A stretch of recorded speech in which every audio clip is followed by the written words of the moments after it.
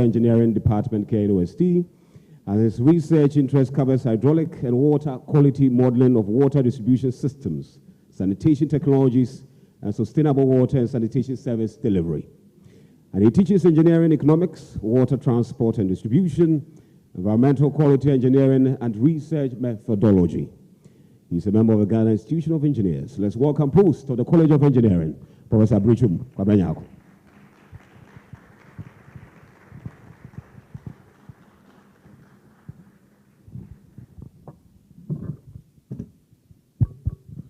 Thank you, Mr. Percy Deborah.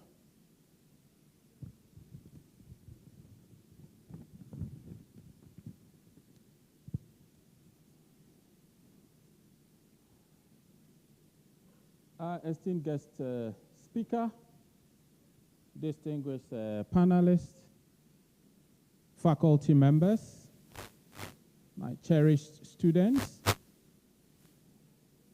media partners, ladies and gentlemen, good afternoon. Oh, I see Professor Asumedu, the chair of the Industrial Scientific Advisory Board of the KIP project. Yes. Distinguished alumni, esteemed faculty members, and aspiring engineers, it gives me great pleasure to deliver the welcome address to the College of Engineering Alumni Connect, where we have a remarkable assembly of past, present, and future engineering leaders.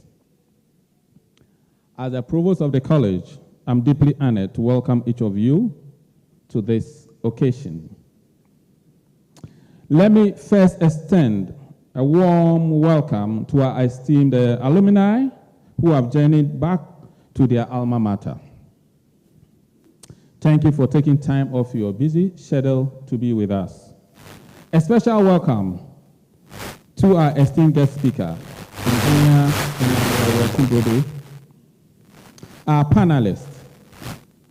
I see Engineer Sofia Benatijani, Dr. Celestina Alote, Engineer Kwabena Ejay Labi.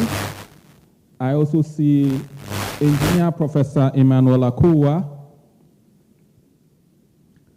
Your presence here is a testament to the enduring bond to this noble college. Your achievement in various spheres of engineering has brought immense glory to KNUST, the college, and we are inspired by your success. Your contributions have not only elevated the reputation of this college, but has also served as a beacon of hope for our students. And they are here and they are eagerly looking up to you as role models.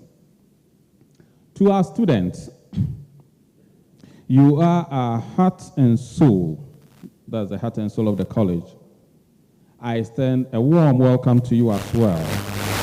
As you navigate your academic journey, remember that you stand on the shoulders of giants, our esteemed alumni, who have left an indelible mark on the world through their brilliance and ingenuity.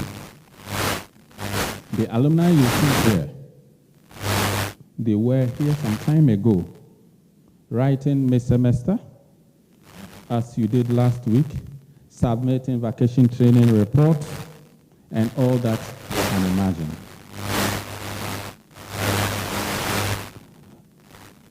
Today's event, the Alumni Connect, provides an invaluable opportunity for the alumni to share experiences, to share their knowledge, and support you, our dear students, as you embark on your journey. As alumni, you hold a wealth of knowledge and insights garnered through your professional journeys. And as students, you possess a hunger for learning and a desire to make your mark in the world. The Alumni Connect symbolizes the bridge between the past, the present, and the future. It reflects the enduring commitment of our alumni to give back to the college that nurtured their potential, and it underscores the dedication of our faculty to impart knowledge and ignite the flame of curiosity within each one of you. The Alumni Connect is an opportunity for the alumni to share their knowledge and support you, our dear students. It represents a platform for meaningful connections, insightful discussions, and exchange of knowledge and experiences. Remember, our alumni possess a wealth of wisdom, and I urge you, our students, to engage with them, seek their guidance, and learn from their journeys. Remember that while we equip you with the technical expertise, it's the combination of the technical prowess as well as the human empathy and the soft skills that will make you the true leaders. In conclusion, I express my sincere gratitude to our esteemed alumni for their continued support and unwavering commitment to the college. To the faculty members, thank you for your dedication and unwavering passion for nurturing the next generation of engineers. And to our students, kindly embrace this moment as an opportunity to forge connections that will shape your future and inspire you to take flight. Welcome once again, and let us make the most of this opportunity to connect, learn, and create a brighter future together. Thank you, and may this meeting be a catalyst for inspiration and transformation. Thank you.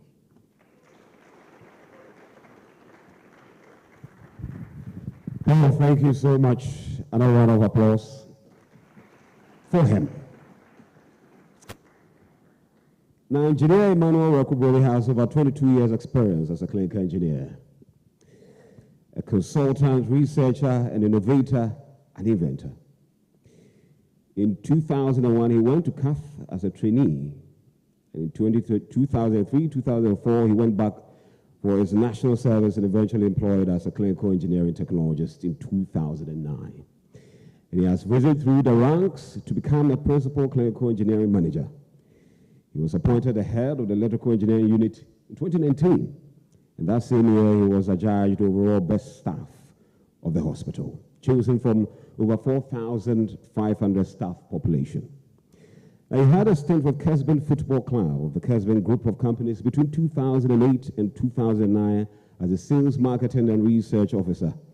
And he has single-handedly invented over 15 medical and other engineering equipment, which has won him awards in 2021 Innovation Award by the Ghana Institution of Engineering, 2022 Invention and Award by the GHIE, and his passion for supporting the vulnerable earned him Best Support Staff Award in 2019.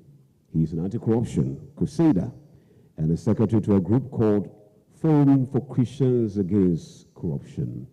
Now let's welcome Emmanuel Rekuboli to give us a speech.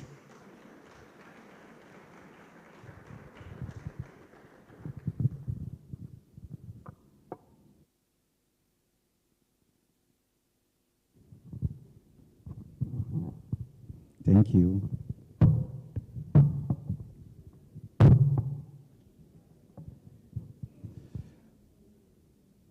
Provost, College of Engineering, honorable panel members, research team, College of Engineering, members of the Ghana Institute of Engineering, members of the Engineering Council, all protocol observed.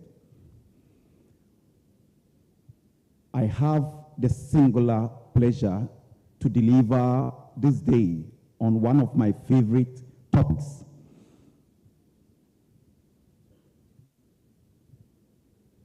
The theme for the program, Resilient Engineering Community to Empower Engineers for National Development. Take it from me, with humility, there is no deficiency in human resource when it comes to national development for Africa. The only stumbling block is the willpower. Let me start with this rhetorical question. Are you not sad when you hear things like 10,000 motorbikes imported by the government for district assemblies?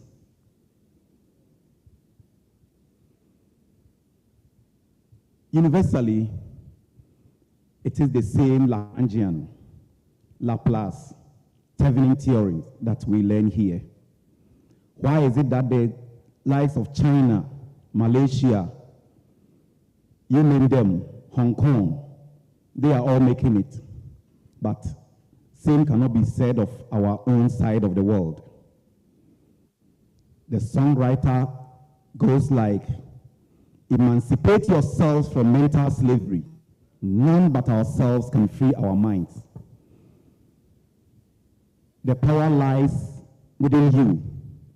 The zeal to change what society is suffering from lies within you. The willpower is all that we need to change our part of the world, Black Africa.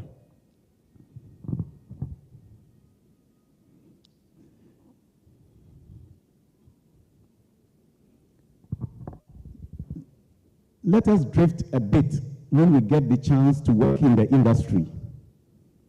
From the normal thinking of we are just here to repair what somebody else has done. I am into the industry and I know what I'm talking about. Let us change our mindset and think deeper by way of seeing things differently from where you are working. Sorry.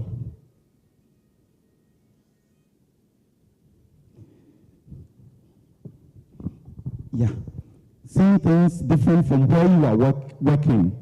All eyes on you. People expect you to deliver them from certain bandages, in quote. Sometimes you go to work and there is a problem. Your subordinates are there. Everybody looking at you. They expect something different from you.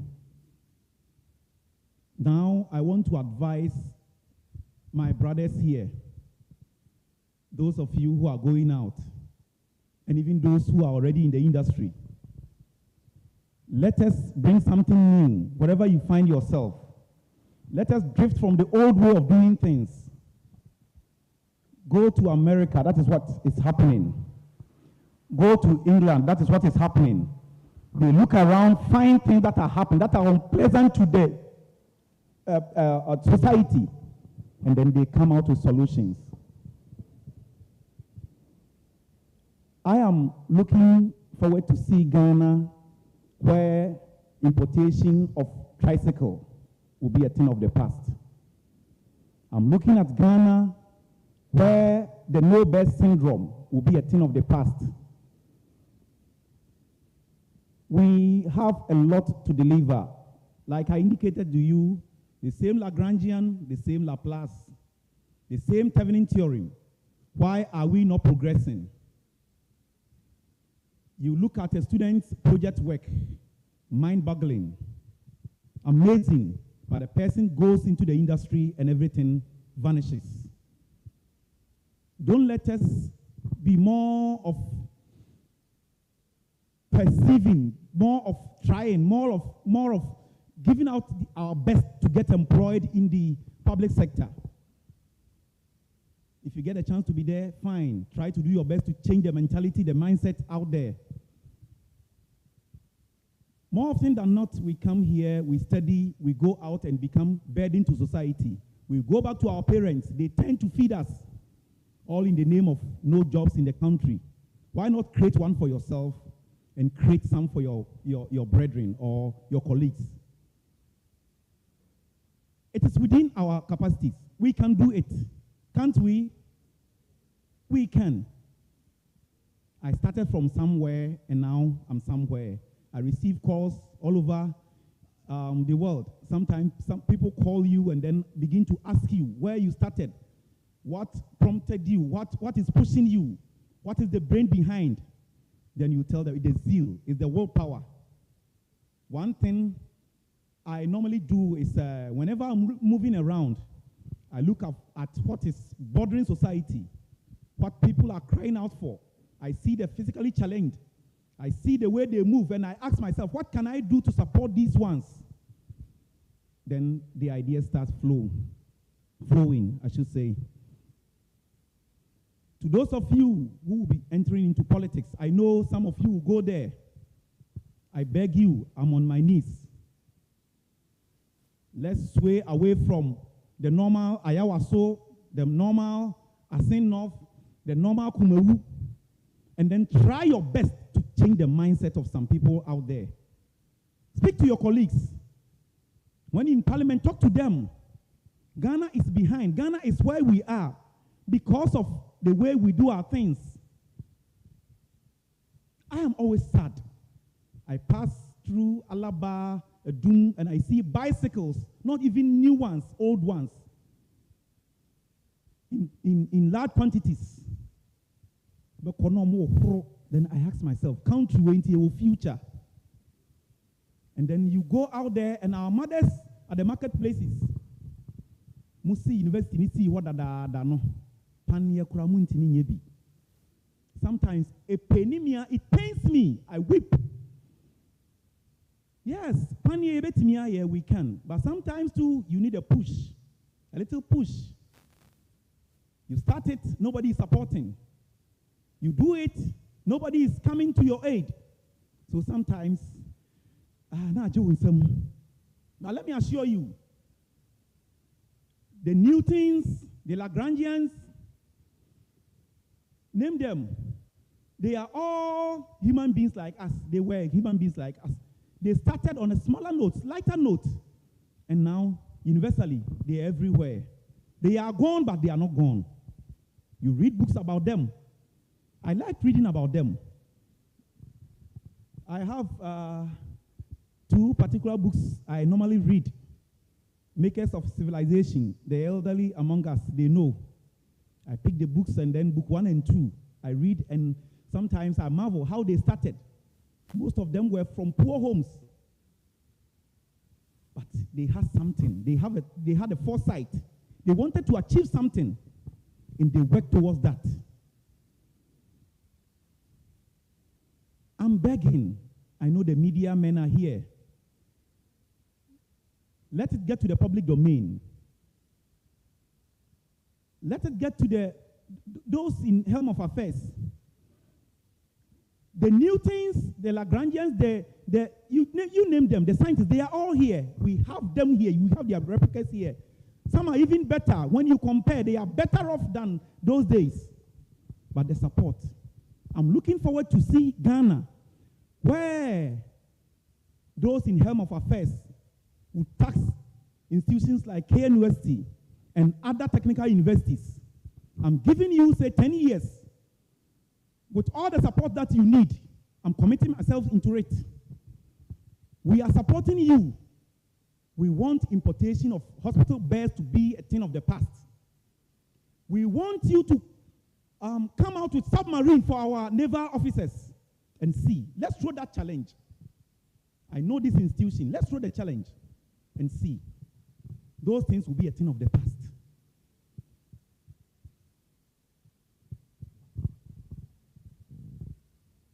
But it seems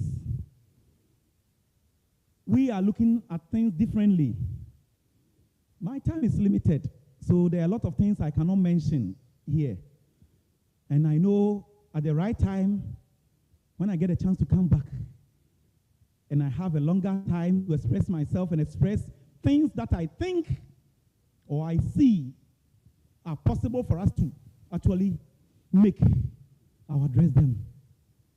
In 1961, the former president of the United States, John F. Kennedy, His Excellency, as soon as he assumed office in January, he tasked the nation that we are going to space.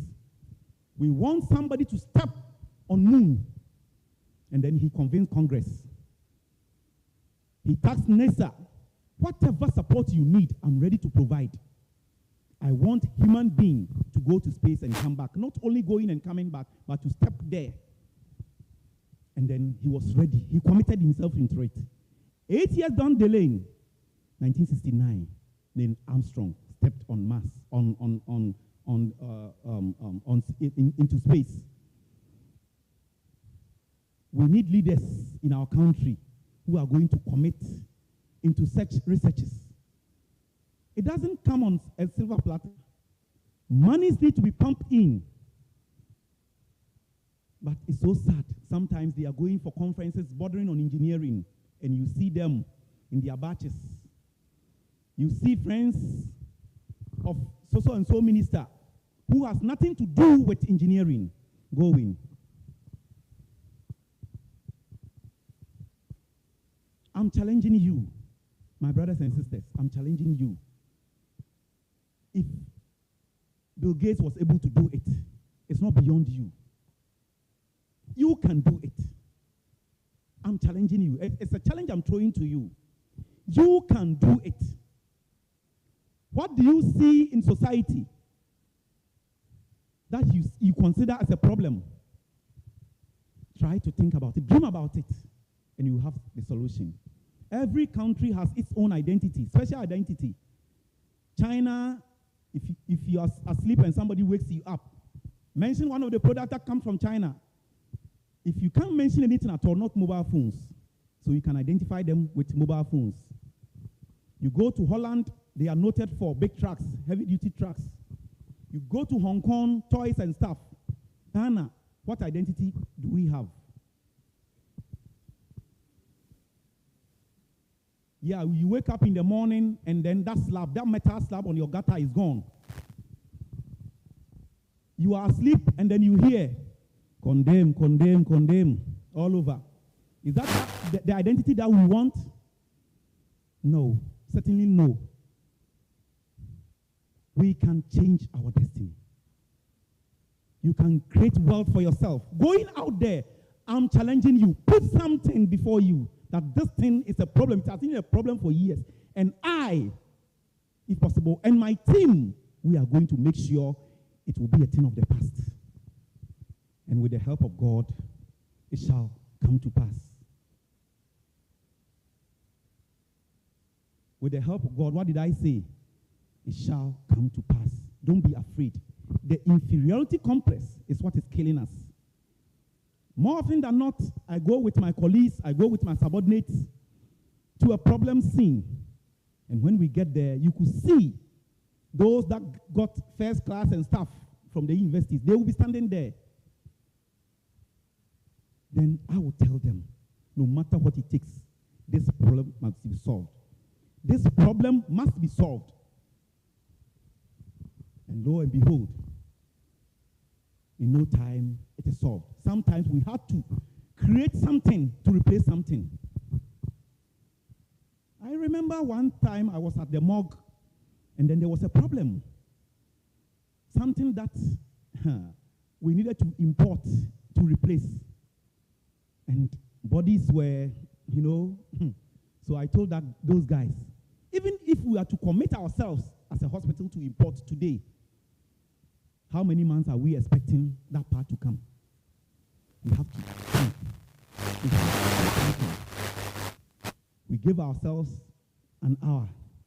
We went, we reflected over it, we came back, and the problem was solved. We created, we made sure we designed our own version.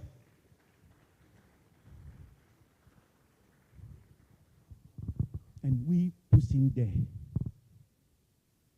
Then I told them, I don't know if we have biomedical engineers here. Biomedical engineers. Yes.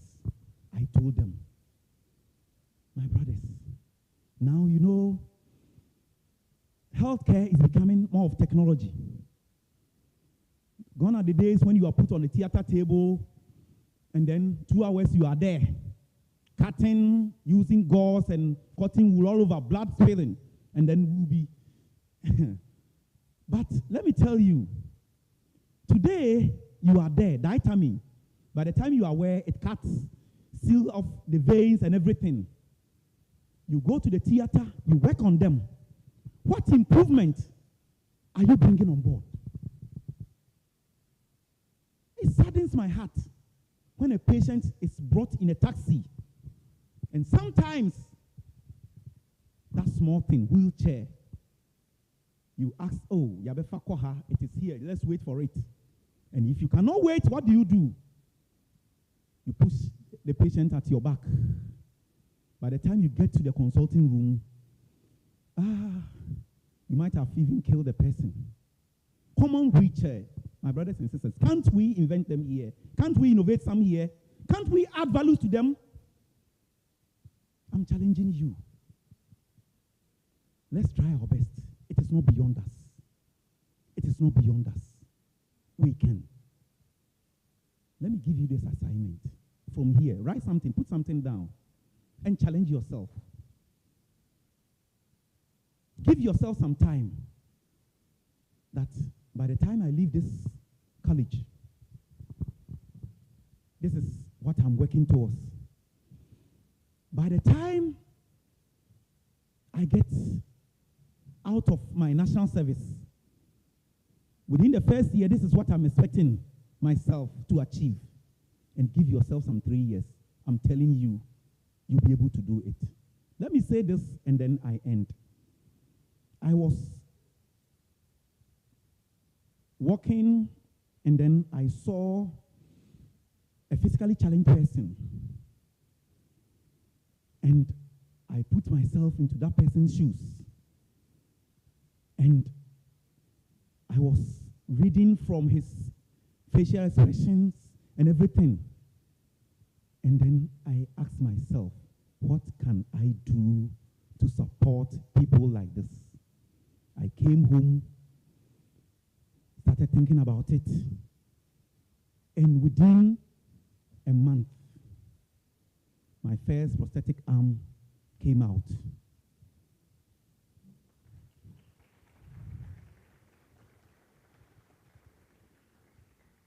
Then again, I was walking around West African Examination Council, around Akotia line. I came to a gutter, and I saw thousands of bottles, plastic waste in that gutter, choked. Flies and the stinky environment. I stood there, I asked myself, what can I do to make sure these things are dealt with? I stepped in, I picked a bottle, and I told myself, by the time I come back here, this bottle that I'm holding should turn from being problematic to society to something beneficial. And within 3 months, first prosthetic arm from plastic waste came out. This is where I want to challenge you. As I bring everything to a close, it is not big, it is not above you. You can. Bill Gates did it. You can. His Excellency John F. Kennedy said it. You can. Isaac Newton did it. They are human beings like you. You can. Say to yourself, yes, I can. God bless you.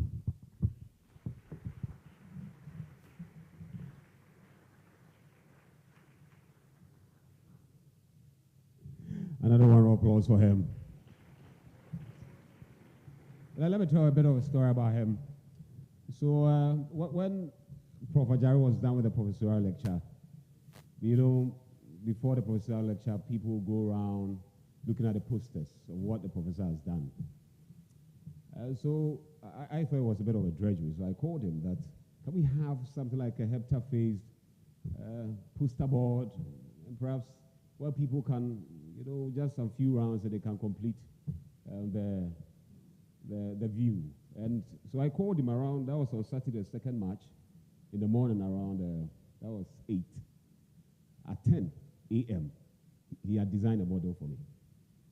And that's him. So in about 2 hours, a very good model, a paper model of a hepta-phase presentation board. Give a round of applause for him.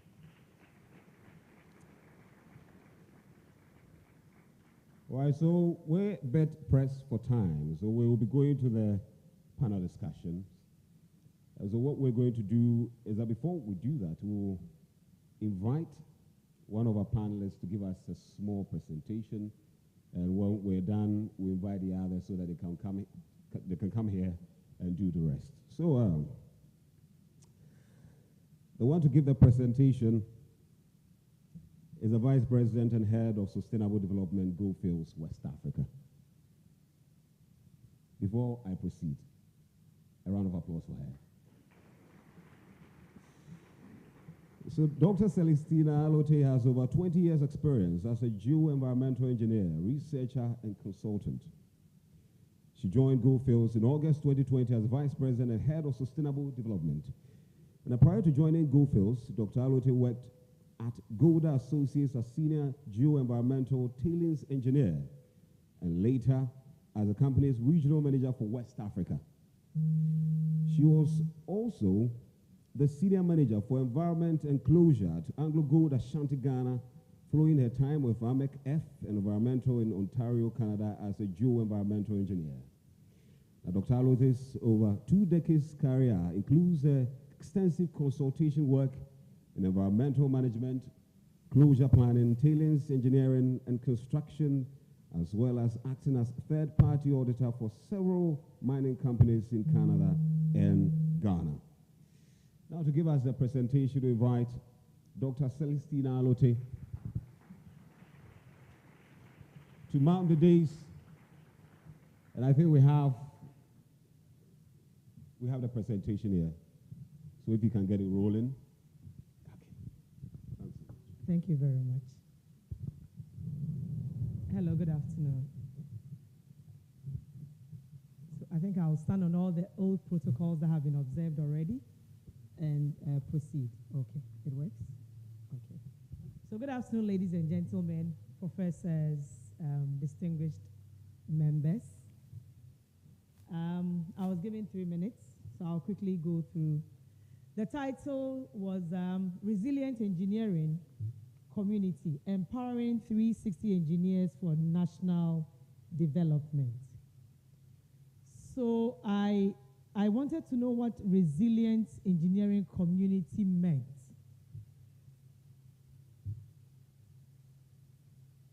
Resilient engineering says that to be resilient engineers are knowledgeable.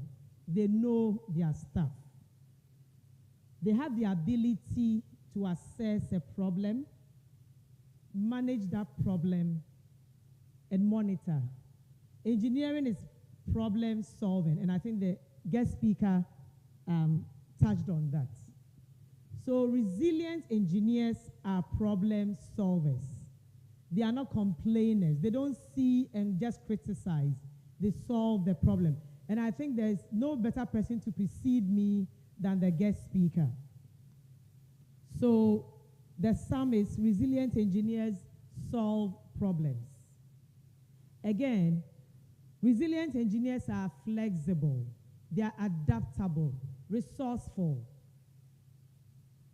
So, and then they are able to accept uncertainty. Engineering, you don't have to have all your facts. And I think the guest speaker alluded to that. He saw a plastic bottle, was not sure what he could make with it. Eventually, he came up with something that could be used by society. So again, resilience means adaptability. You are flexible. You are not stuck in one way. You don't just say, as for me, this is how we have done it for the past 20 years. And so I'm not changing the way I do things. You adapt, you change with the times. Again, what is in the word? Resilient engineering, socially cohesive. You are willing to learn. Before we started, we heard a prayer that said, we learn, relearn, and learn. You are willing to learn. You are curious, an avid learner, always seeking, always questioning, always finding out new ways to do things. Innovation. Again, what is in the word? Resilient engineers are connected. They build relationships. The guest speaker spoke about you and your team. It is not a loner. It's not one man doing it. It's a team, multi-skilled, multi-talented. A lot of times, engineering solutions are not from one person alone. It is a team with different expertise and different diverse views. So networking, which is what today is for you to meet alumni, network, meet people different from yourself, those who have lived it before, and share their experience. Then I came to 360 engineer. That was difficult. I wasn't sure what a 360 engineer meant. So you know what I did? I went to ChatGPT. And ChatGPT said, I'm sorry, I apologize. I don't know what a 360 engineer is. Can you give me more details so that maybe I can give you better information? So that means that, I wasn't the only one who was stumped. I don't know what a 360 engineer was. But I'm attempting to say what a 360 engineer is. So I'm putting up something there. I hope you can read. A problem statement. You accepted a position at a new company that pays you 150,000 Ghana cedis relocation package so that you can move yourself and your household. But you have some reservations about relocating. So you choose to commute back and forth from your current home on weekends to the new job. In the meanwhile, the personnel department gives you the 150,000 cedis in the belief that you have moved. After a month, you resign from the position. What would you do with the 150,000 cedis? 360 engineer. Do I have an answer? Okay, so I heard you give it back. Any other answer? What do you think? Would you give it back? What would Jesus do? Because every Ghanaian is Krife, right? 360 engineer. So we go to the next one. 360 engineer. At lunchtime, you realize you didn't finish your math 252 assignments. You go and look at it. It's a long assignment. There's no way you will finish. But being a good engineer, you decide, okay, you will skip lunch and you start solving the problem. Then the guest speaker comes and says, oh, Charlie, I've solved the problem already. What would you do? What would you do? Even Jesus doubt. That's what you say, right? 360 engineer. 360 engineer. That is what we're discussing here today. 360 degrees, you look all around, you consider everything. So that is for you to ponder on. What would be your choice? Then I have another problem. You see the car there? As an environmental engineer, as a consultant, you've done some work for a client. Before you went, the client was like, oh, it's just water. It's nothing serious. But then you go there, you realize that it is something that is poisonous. It's cyanide. 70%, right? You send them the results, they pay you, and that's it. You don't hear anything. You don't see in the news that they've done something about the problem. You don't hear anything. You've gone and you bought your car, right? But then you suspect they are not going to do anything about this problem. 70% cyanide sitting there. It is not fenced. Children are going back and forth around there.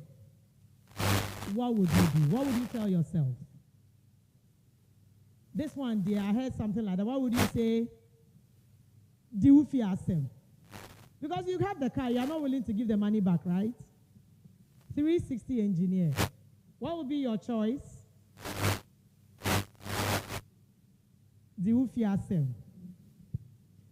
So the last one, we have the aerospace engineers here. You've been given the task of replacing the window of a commercial aircraft. You've done the work, you've replaced the window, and you put all the bolts in, right? However, just when you are done, you are so tired, you realize that one small bolt is missing. This bolt. You have no idea where that bolt is. And you know that if you are going to find that bolt, the work will delay. And already the job is delayed and the client is charging you as a concern for delaying it. So you look at that hole without the bolt. And the hole does what? It looks back at you. And then you tell yourself, after all, it's only one small bolt. If I don't put it there, what will happen? 360 engineer. 360 engineer. I'll wrap up my talk. And in conclusion, these are the things I have said. Resilient engineering community solve problems. As an engineer, you must be an avid learner. You cannot stop learning. You must be adaptable. You must be resourceful. Network, right? Then commit to excellence. Commit to excellence. Attention to detail. That bolt is the small one. Who knows of an airline that has crashed because of a missing bolt? Does anybody know about something like that? There's a story like that. In the 1960s, an airline, a passenger airline crashed because a 360 engineer looked at it and said, what? After all, it's one small bolt. So your decisions, the details, you cannot take details for granted. You cannot assume that tiny bolt doesn't matter. It will cost lives. Last but not the least is integrity. That is what the 360 engineer is supposed to have: integrity, ethics. When you are faced with difficult decisions, integrity, that should be the prime focus. Thank you.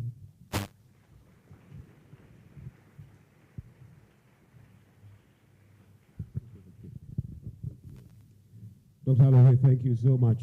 Another round of applause for her. So as I told you earlier, we'll be having a panel discussion. We have those from the industry, of course, those from the academia. And so your questions, put them down, note them, so that when it's time for the questions, you can put them forward. You know, when Dr. Alumni was speaking, and she mentioned, I use ChatGPT, and so I said, hey, mommy uses ChatGPT. It's for us, and we're supposed to utilize it. Just that when someone says, it's going to change the education, the face of education, I say, oh, yes. And I think it's about time, perhaps teachers or lecturers also have a way of putting, formulating their questions so that it will bypass the ChatGPT thing. Okay, so I'll read the profiles, and when I'm done, the one whose profile it is will come and sit. And so, Engineer Mrs. Sophia Abna Tijani is a licensed professional electrical engineer with over 20 years experience in the electricity industry, spanning over 2 continents. And she is passionately focused on execution and professional practice. Currently, Sophia works with Rotary River Authority, and she's the manager in charge of learning, development, and talent management. She also serves as the vice president of the Ghana Institution of Engineering. Engineer Sophia's career journey has been shaped by working with Electricity Ghana, Rotary River Authority, Mott McDonald Incorporated, a USAID-funded West Africa Energy Program. Engineer Sophia has a master's degree in electrical power engineering from Texas A&M University, an MBA in finance from Paris Graduate School of Management, and a BSc in electrical electronics engineering from the KNUST. She is a fellow of the Ghana Institution of Engineering, a senior manager of the Institute of Electrical and Electronics Engineers, IEE, and Stanford Certified Advanced Project Management Professional. Sophia loves God and believes that engineers have a divine calling to use them to improve lives. Now, a round of applause. Let's welcome Engineer Sophia Abena Tijani.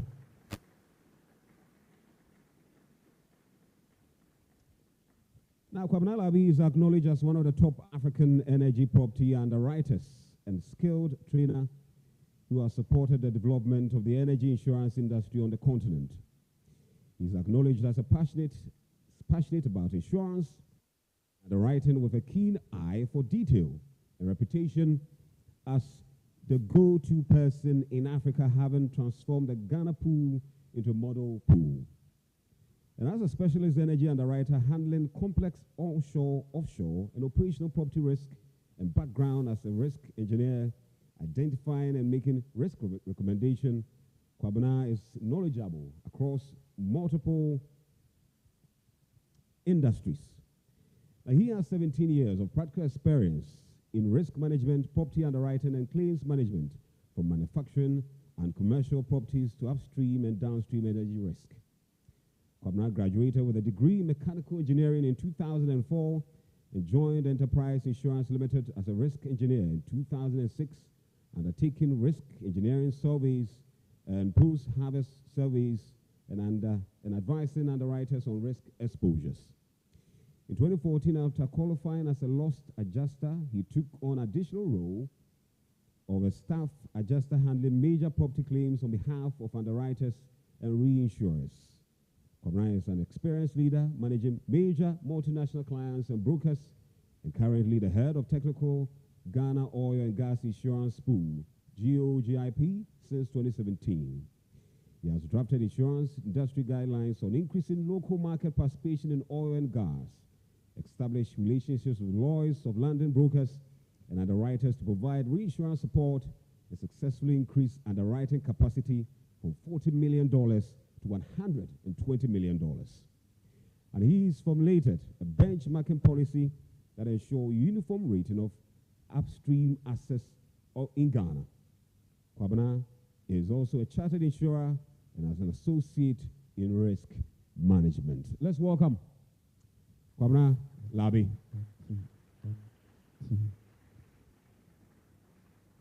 You know, as I was going through the stands, I saw an a civil engineering student, and I think she was at the Nestle session, where they were having the chokomino.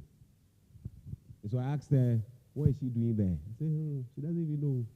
But she wants to know how, as a civil engineer, she can get in there.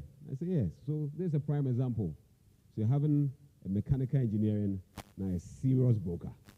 And a round of applause for him.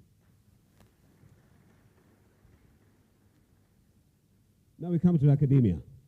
Engineering Professor Akua has a PhD in electronic engineering from the University of Kent, England, where he produced several novel surface plasmon resonance sensor designs for various applications.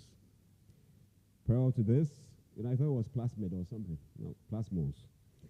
Prior to this, he obtained an MSc in broadband and mobile communication networks from the University of Kent and a BSc in electronic engineering from the Kwame Nkrumah University of Science and Technology. And he has over 10 years of engineering practice experience with a broad set of technical skills ranging from wireless and optical communication systems, enterprise software solutions, secured network and distributed systems, artificial intelligence, intelligent energy systems, and renewable energy solutions. Now, his research interests include finite element modeling of photonic devices, photonic crystal optical fibers, surface plasmon polarimeters, hybrid optical communication systems and devices, wireless communication systems, grid connector systems, hybrid photovoltaic energy systems, and intelligent energy management systems. Now, he has extensive research publications in the reputable international journals in these areas. In 2009, he received the IEE UK RI Communications Chapter MSc Prize for his outstanding performance during his MSc degree, where he designed a novel optical fiber for high-speed communication systems with exceptional performance practice.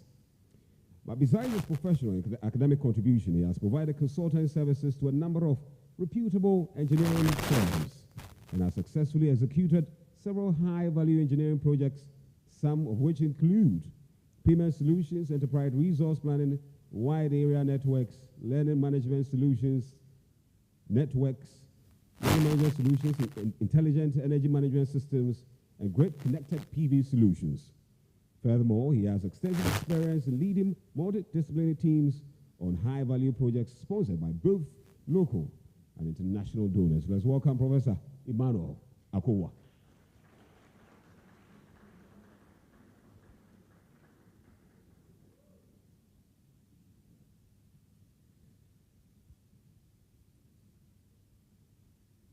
Well, thank you very much.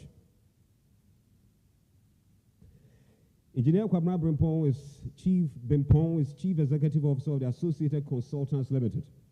Engineer Kwabena Bimpong is highly experienced and knowledgeable highway structural engineer with about 30 years of experience. Now, he holds a BSc degree in civil engineering from KNUST, an MSc degree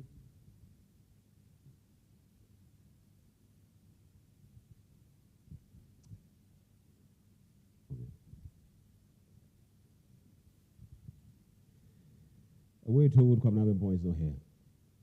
So we'll jump onto the other profiles. Forgive me. I think we've already introduced Dr. Celestina Lote. So because we're pressed for time, we invite Dr. Celestina Lote and also Engineer Emmanuel Rakubobe to also come to the stage. Thank you very much. So we begin. And yes, Kofi Asante, please join me so that we can have the discussion. Thank you very, very much.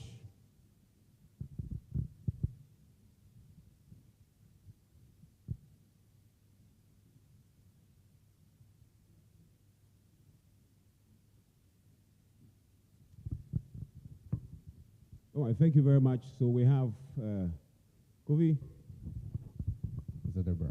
All right, so welcome. Thank you. Yes, and our theme is Resilient Engineering Community, empowering 360 engineers for national development. But before we go into the nitty-gritties, we want to start with Dr. Alote.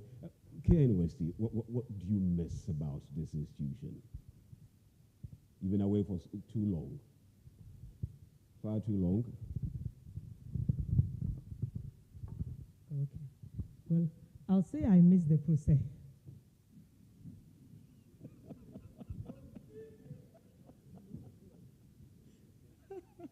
Well, I mean, yes, I miss the fellowship. You know, when I came, we used to engineering ladies early in the morning. We would track with our T-square boards. I don't know whether you still use them.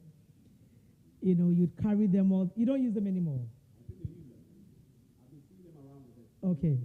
Yeah, so, you know, we'll be all the way from Africa to, you know, to Mecca, right? And the conversations, then the discussion groups, you know,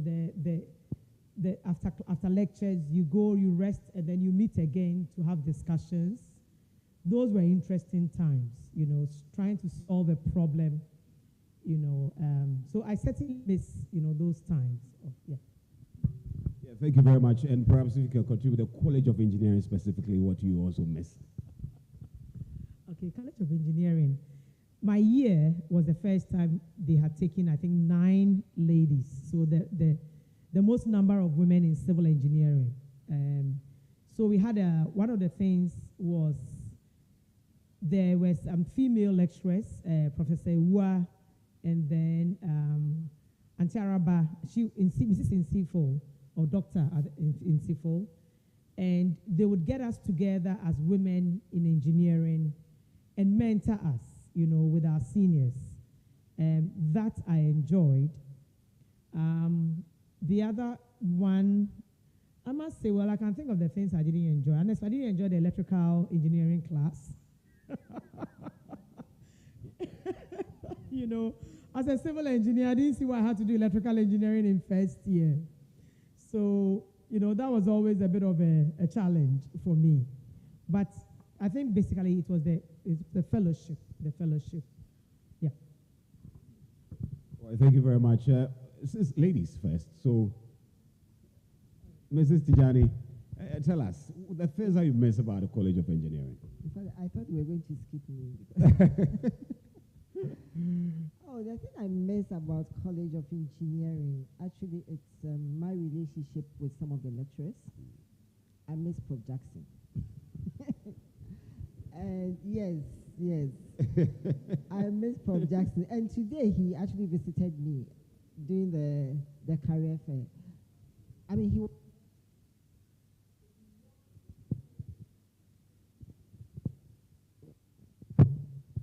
beyond insulting us in class, and we were quite stubborn. So Prof will insult you.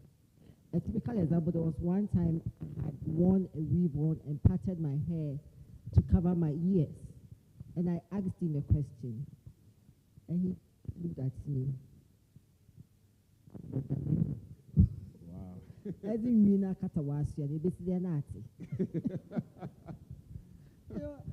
was Prof. Jackson for you. He will insult you, he will correct you.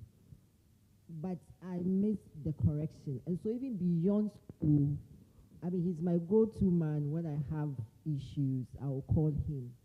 So that connection is from this college. Thank you very much. We'll move on to Governor Labi. Mechanical engineering.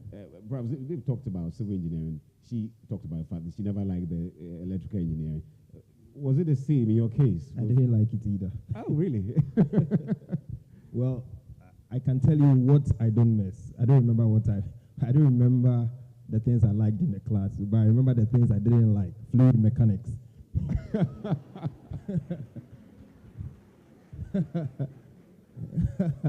Man, you know, we used to have a saying, if somebody is pissing you off, send him back to third year, second year mechanical engineering class and let him go and do gyroscopic motion. It was the deadliest course. When I think about it, I don't even know how I survived in the 4 years. Wow.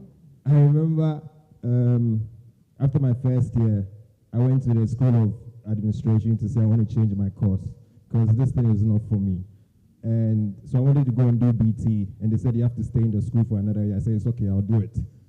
Wow. that was enough motivation for me to complete, but I don't know, it was the most difficult thing you can ever conceptualize, imagine. Man, the people do mechanical engineering, big up to you, big up, big up, big up, big up, big up.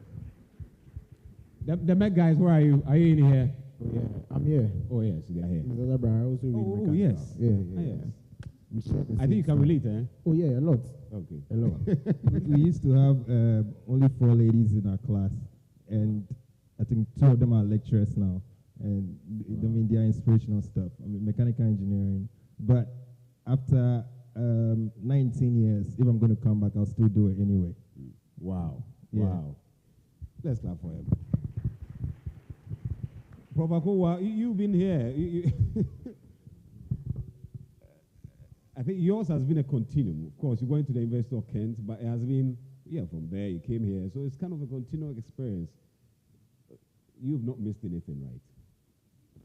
Well, before I speak, I think shout out to Prof. Asumedu.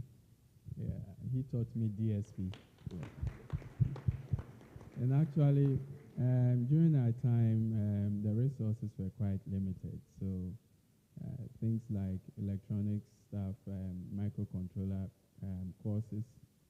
And so when we were getting to the final year, we knew that there were options. And we heard news from our seniors that as a DSP, forget it, because people usually didn't do well. But that year we were lucky, we had a visiting professor, and people were telling us, even those who are here, who see you all the time, when they teach you, they don't do well. And somebody whom you don't know is going to teach you and then leave back. And if you bomb, and then he'll just bomb you and leave the results and go away. But some of us knew our career path and realized that DSP was very critical. So I think his class were single digits. The class was very huge, but were a small number of people who elected to do DSP, and our mates used to laugh at us that the suicide squad. They used to call us the suicide squad. And I think Prof had a few, he had limited time. So we used to meet morning, afternoon, evening, just to crash and finish the course. So by mid-sem time, we had finished mid-sems and exams. No one knew their results. And lo and behold, when the final results came, actually the minimum mark was in the 80s. People were scoring 90s. So I think that was what broke that DSP jinx. And for me, when I traveled, really, first day in class, it was a different level, but I didn't miss anything because of the kind of experience we had here. So people go around and think that you're from a third world country and you can do these things. And they didn't know that we had prepared, even though we had only 5 computers in the whole faculty those days. You see where we are coming from. So, what I remember, today when I just saw him, I just cast my mind back. I don't think he remembers me, but he's one of the few guys who inspired some of us, especially that was a turning moment in my career. And actually, when the results came, those who decided not to do DSP actually regretted that.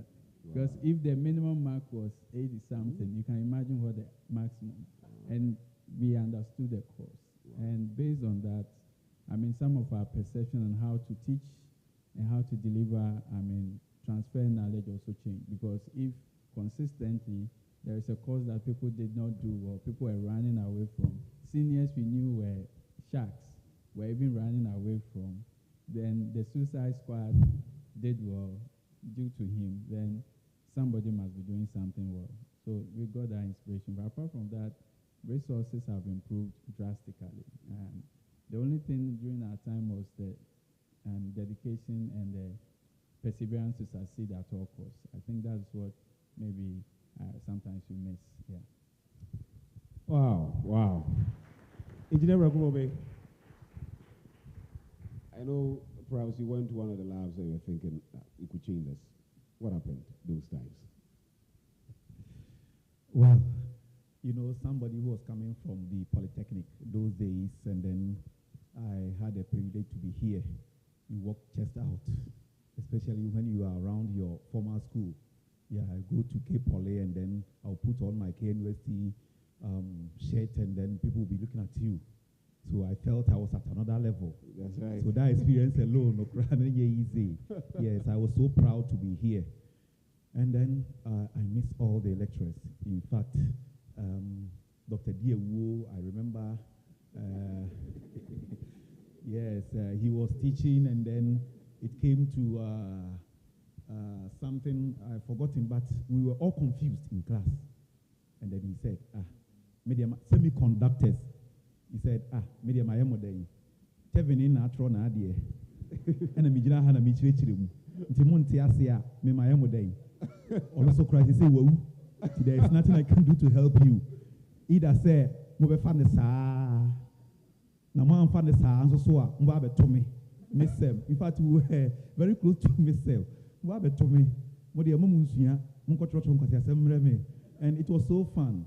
And then 2 other, in fact, I can't remember all the names, Mr. Ado, yeah, all the names, but 2 other lecturers, Dr. That time he was Dr. Frimpong, now Professor Dr. Frimpong, and then PY, now Professor PY, yeah. PY, everybody was running away from his class, and he would come there and then stand like for about 5 minutes, he won't talk, and the class would be quiet as the cemetery. And in fact, it has helped me a lot, because when it comes to the difficult problems at my workplace, I challenge myself. PY, in fact, let's take some positives from some of these things. When you get to the fire and it burns you, if you get somewhere and you see a similar thing, you are not scared. I'm telling you, when it comes to the toughest of challenges in life, I remember the difficult times I had here, and then I challenge myself. Wow. And that is keeping me through. Wow. So turning the negatives to positives. Resilient community, 360 engineers. We'll start with Mrs. Sophia. Yes, you start for us. Resilient Engineering Community Empowering 360 Engineers for National Development. What is your take on the theme for us? Okay. That's right. So I think Madam Celestine has broken it down what resilient engineers are and what a 360 resilient engineer is supposed to be. And for me, if we are going to develop Ghana, then we need engineers who provide solutions. And we do not want a solution that is not fit for purpose, or a solution that will just get spoiled with one rain or with one disaster, but a solution that will stand the test of time. And that solution will be designed by engineers who understand the problem, who have problem-solving skills, who can solve the problem, who understand the problem. And the engineers who have character. I think I'm very happy that she stressed on the ethic habit, character, because one of the things that really is plaguing our nation is corruption. Technical people who, some way, somehow, have lost it, and we tend to blame the politicians. But trust me, it's not the politician that will come and do anything. It is the technocrats. So if the technocrats will stand up, I believe the politicians will back down. And so if we are going to develop Ghana, we need engineers who have character, engineers who are worth their salt, who are fit for purpose. So that's my take on it. Thank you very much. And would you take this for us about 360 engineers, what you think very essential for national development? Well, I think that amongst all of us here, I'm the fake engineer. You can see all the engineers in jeans and I'm in suit, but my take from the 360 is, I think two things resonate from the presentation that Madam did, and that is integrity and also passion. And having engineering sort of like builds your resilience for you to be able to be analytical and look at problems and how do you solve it. And you take that mindset and apply it into whatever field that you end up in. So for me, nobody should take this in a bad way, but it wasn't my intention to practice engineering. It was all about the Benjis for me. So where am I going to make the most money? So I knew if I was going to wear a suit, and where can you wear a suit? Is the bank or insurance? And I ended up in insurance, and I love it. And I think the reason why I've excelled is because I studied engineering. Wow. You cannot underestimate what studying engineering will do to you. It's like the fundamentals of everything. How you analyze a problem, how you go about the problem, how you provide a solution. So for me, I use my engineering knowledge to allocate capital. So that is what I do. So I think that in terms of 360, we are looking at the fact that you need integrity. Because I remember one time I did a spreadsheet and I billed a client almost $1 million. And I realized that I had made a mistake, and the mistake was going to reduce the premium by $150,000. I looked at it, slept overnight, and then I went back and I told the client there's a mistake, and your premium is supposed to reduce by $150,000. And the spreadsheet was so complex that nobody could figure it out, but I knew the mistake, so I owned up. And for me, even though I lost some revenue, I was proud of the fact that the integrity is there.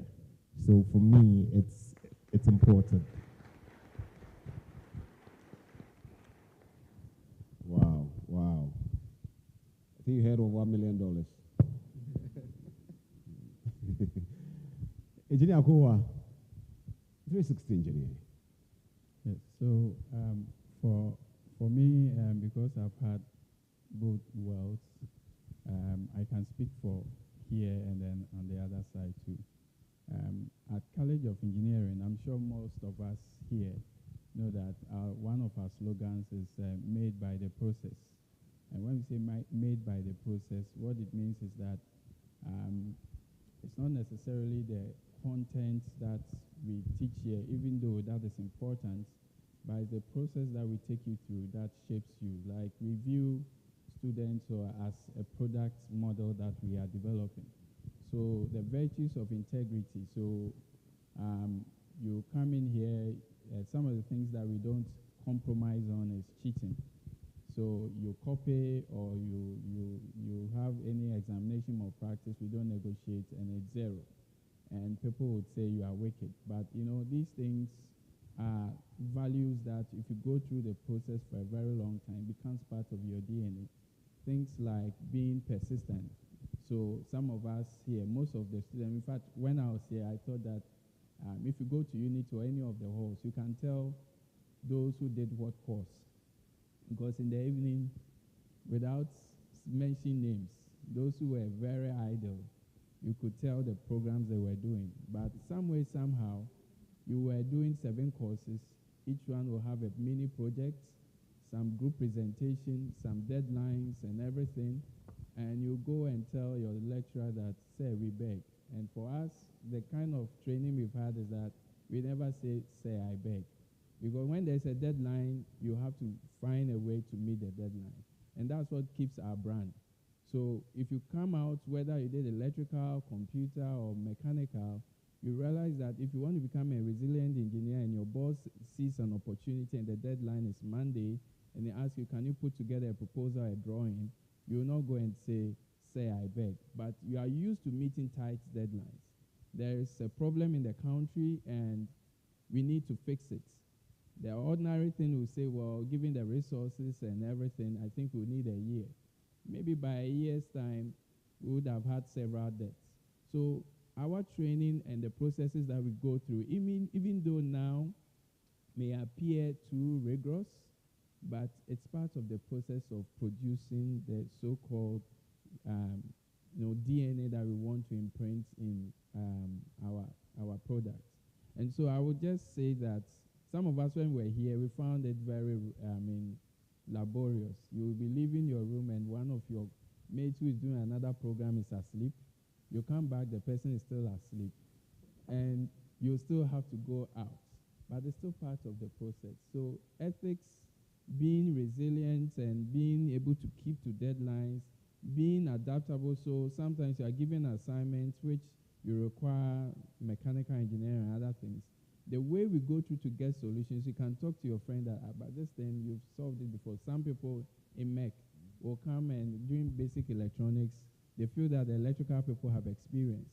So they'll talk to them, help them to solve the assignment.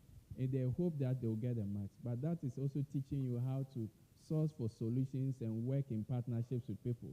Even though in the process, some of us may veer into copying.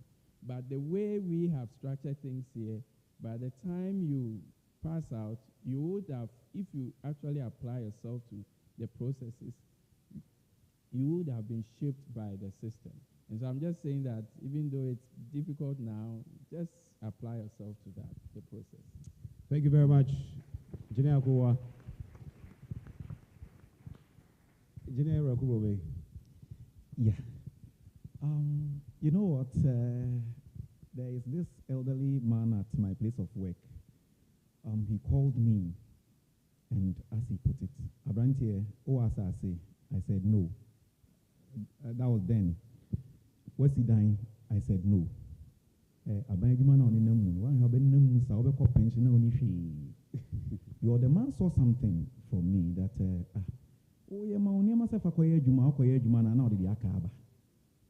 in fact, in engineering, without integrity, you can't go anywhere. And if you want to make wealth,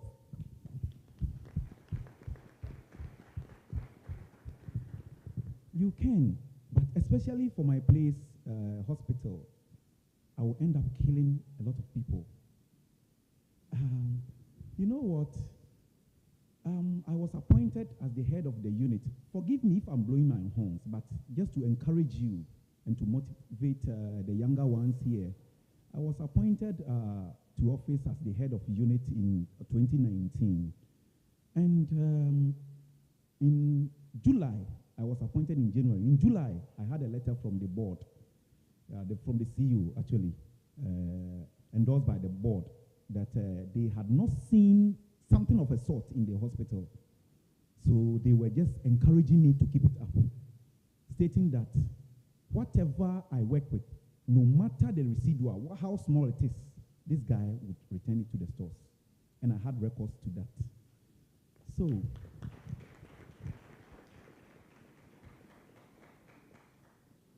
I was working. The same year, 2019, I was working at the lab when my director called me that, Echina, I never knew they had planned something for me. So I said, maybe I was there. The following day, I went to continue. I was working.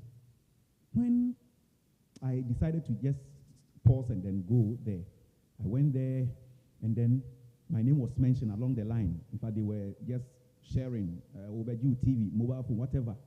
So I was called to come, and I went to pick a television set. And I nearly left the place. I was about to leave. Because when it comes to awards, it's either a doctor, a nurse, or a pharmacist. It has never happened in the history of the hospital for a paramedic to win an award at the hospital. So I took my television and was about to leave. I think the director saw me, yeah, and then he talked to the MC, and the MC announced, "Muamaji awards ni na monchain na ebia na utira san ye because muamaji mua ni be say first three no." Well, I sat down. I was there. In fact, I was eager to leave. Then they were mentioning, in fact, to cut long story short, the second runner-up, a pharmacist, he came on stage, picked the award. The first runner-up, a doctor, he came on stage. Pharmacist Abana, Dr. Abadia, send here, nurse neighbor. Then my name was mentioned. I was there. Then I heard, Yabodi Soriko. Yabodi Soriko. Then I was just looking around. Then somebody pushed me. By the time I was aware, I was standing by the side of the chief executive, and tears were just dropping.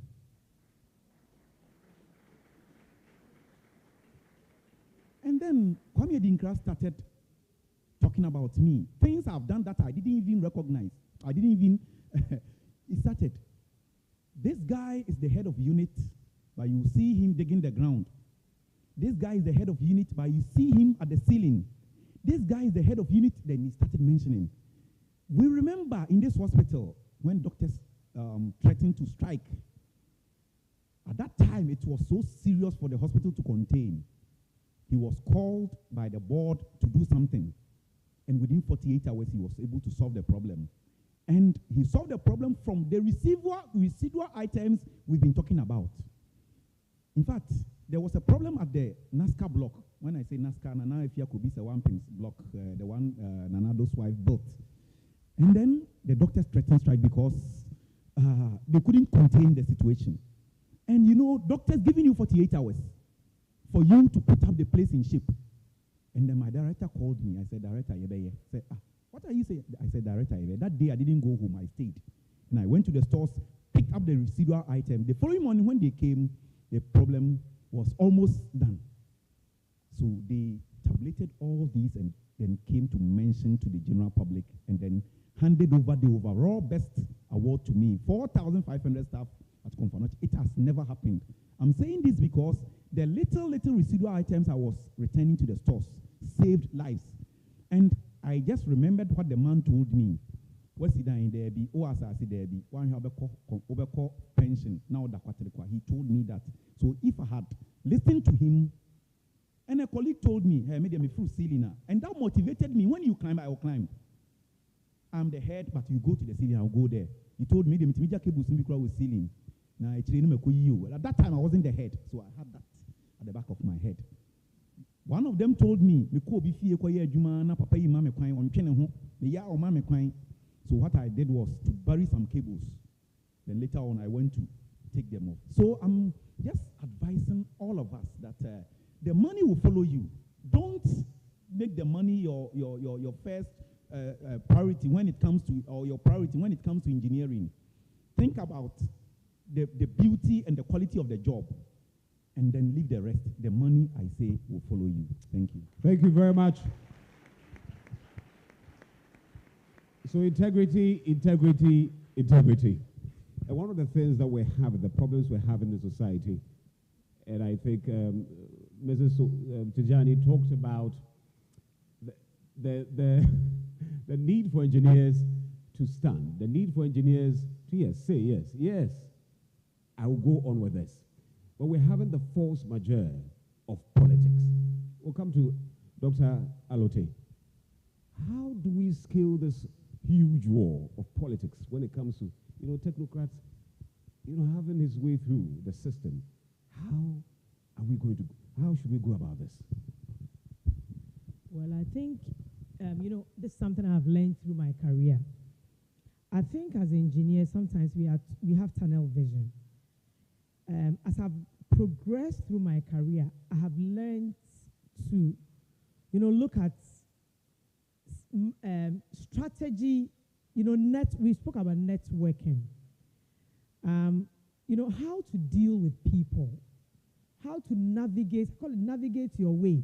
But no matter what it is, the politics is part of society. I think about, when I worked a bit in Canada before I came. So I came to Ghana with a lot of energy, very patriotic and all of that. And you assume, simply because you know your staff and you have integrity, that you just do things. But it doesn't happen like that. You must also learn how to negotiate and navigate your way. Even the Bible says it. Jesus said that the people of the world are shrewd. You must also learn how to do that. So engineers, we shouldn't just do the course. It's not just about the course. It is other skills are important. As I sit here, currently I'm doing a course at Oxford University in strategy management because I feel I lack in how to strategize, how to navigate, how to do politics, right? Politics is not necessarily a dirty word, but you must know how to go about it so that you achieve your aim. How to, if maybe, the questions I put up there, right? You go to a client, you do work for the client, you know what they are supposed to do. They're supposed to maybe tell people about it, do the right thing, they don't. How do you solve that problem? Do you go straight to the client and say you should do this, or do you think through and strategize a way such that they end up doing what they're supposed to do? We must learn to think like that. We must learn to think outside the box. We must learn to use relationships. It's important. So in functions like this, typically, when I was younger, we finished, I would leave. But now, I will strategically pick people to interact with, because who knows down the road, that person might become my connection to resolve that problem. So it's very important that we don't just take to the engineering, the mathematics. We must learn outside our area. My big brother always says that engineers, we must learn about business. It's very important. Business, the business of engineering. Business is not just the mathematics, the calculations, right? So I think that's what I would say, that we must learn, we must strategize to deal with these problems. Thank you so much, Dr. Alote. Yeah, the session has been very nice and very educative. I'll start with Engineer Brobe. When you take a look at the second part of the theme, empowering 360 engineers for national development, of interacting with some high school students, doing engineering outreach to encourage them to come to university to read engineering. And one asked me, what are the engineers in Ghana doing? Where are they? Why are we not seeing them? It looks as if we are not feeling the engineering presence in Ghana, except for those of us in the engineering field. I want to find out, what do we need to do to change the engineering story in Ghana? Right, thank you very much. We need to do a lot. In fact, it's not easy. You start something and then all that you hear is, why are there? It ends there. The last time I was here, I told you of a guy I know who is very good in creating things, engineering, in the engineering field. But now the guy is an actor. I met him and I asked him, Charlie, now the echo say, oh, my I am one baby. And if that guy or this guy is to get the little push The last time I met him, even before he actually bowed out of what he was doing, he was actually designing a system to detect gas leakages. And it was wow, but now everything is gone. We don't support our own. Korean cars about 50 years ago was nothing, but they made it their own. They persevered. They liked it. And they pushed it. Now, when Toyota is there and then Kia, it will be even difficult to differentiate. So let's start from somewhere. I'm pleading with the authorities of this college. We have a lot of products out there. We have a lot of products. We should find a way of bringing them back, because they left here so brilliant. They left here with mind-boggling, as I said, project works. But now you meet somebody with immigration, because the system frustrated that fellow. And what engineering actually, you meet somebody, a taxi driver. Sometimes the job that they are doing, you ask yourself. So one, the college itself has a role to play. Then the nation. You go to Ukraine and then you have a whole place that is dedicated for such things. What you have dream nebra, your facilities will come and use. We want to know what you can do, then we push. And then our media. You go here, Efia Schwarzenegger, you go here, Polo, you go here, and around the same time, a student is developing something.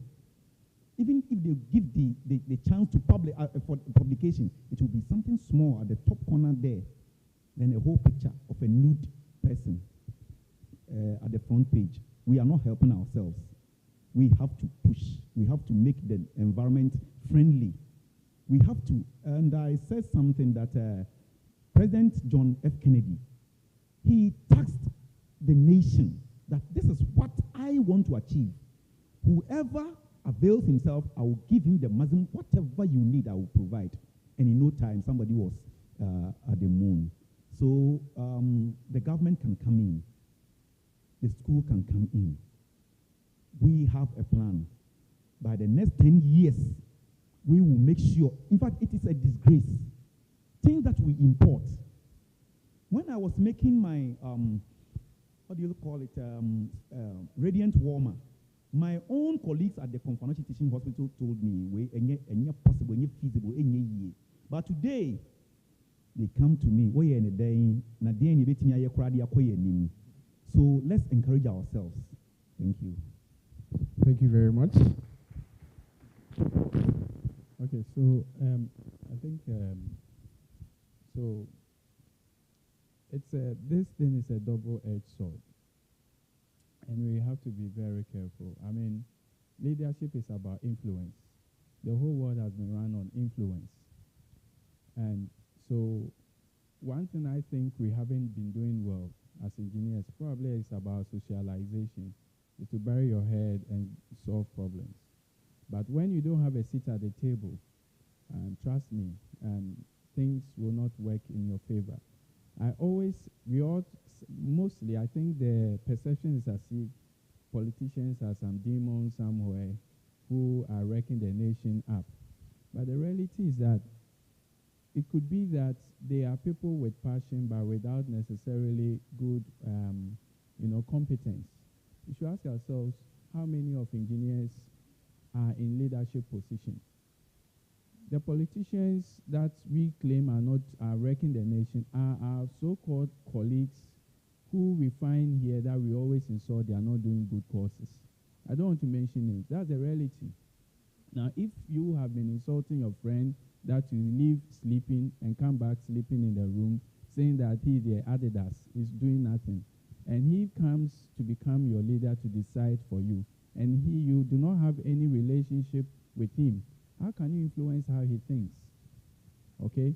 So it's about time that we ourselves, or as engineers, as we've been told, that to add other skill sets to it. Because the reality is that if you want to climb the corporate ladder, you need some management skills. You need to be able to think about figures, how to manage human beings. Because after everything is said and done, when we make cars, we have to sell. When we make machines, we have to sell. That's the the bottom line. So if engineers cannot make things profitably for companies, you are not going to, the accountant or whatever will not be interested in that. So the first thing is that our networking is very important, and that's what I think really we lack. Right now, if we have a party and we close, let's say we have engineering, social science people and we close, or whilst we are there, before we even start the program, you will see that most people be standing in clusters according to their courses. And that is something that is not good. Take it from me, 20 years from here, the colleague sitting to your left or right might be the CEO of VRA, or might be the something of something. The question is, what kind of relationship have you developed with him? That if in case things are messing up, you can pick a phone and call him that, hey, this is how we think we should fix things. So the first thing is that we have to have a seat at the table. Without influence, you keep complaining, you design something, and it's about scaling. If you design a prototype and you cannot convince, you don't have the skill to convince somebody to buy into it, it will still remain on the table. So negotiation skills, ability to source and work in teams. So even here, if you are doing something and your colleague in business school, those of us who design applications, people in arts are good with what? UI. And you think you can do everything. The ability to source for help and all that, if you are not using that, you will never be effective. So I'm not blaming ourselves, but I'm saying that we have to learn to be at the table. How many of our so-called MPs are engineers? Yet to go to South Korea, most of the politicians are engineers. And you see how, because I said we are made by the process. So even if an engineer becomes a banker, the thought process is different. He sees things and looks at solutions. So if an engineer even becomes an economist and he's tackling inflation, the way he looks at it will be different from a non-engineer. And so if we want to fix the country, let's aspire to rise to where we make decisions. If you remain at the technical place and be making fanciful things and you are happy, I'm sorry, it won't work, because the reality is that the people who make decisions will make the so-called wrong decision and frustrate you. So those of us here, so when people are running for SRC positions, how many of our GSA people even attempt to run for that? All right? Because you think that it's a waste of time.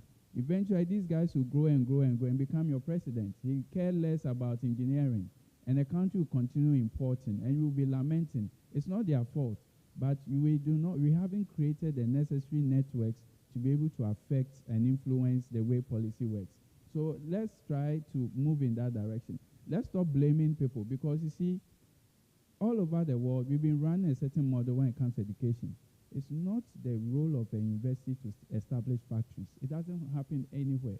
The role of university is to equip, train, and mold people ready to be able to what?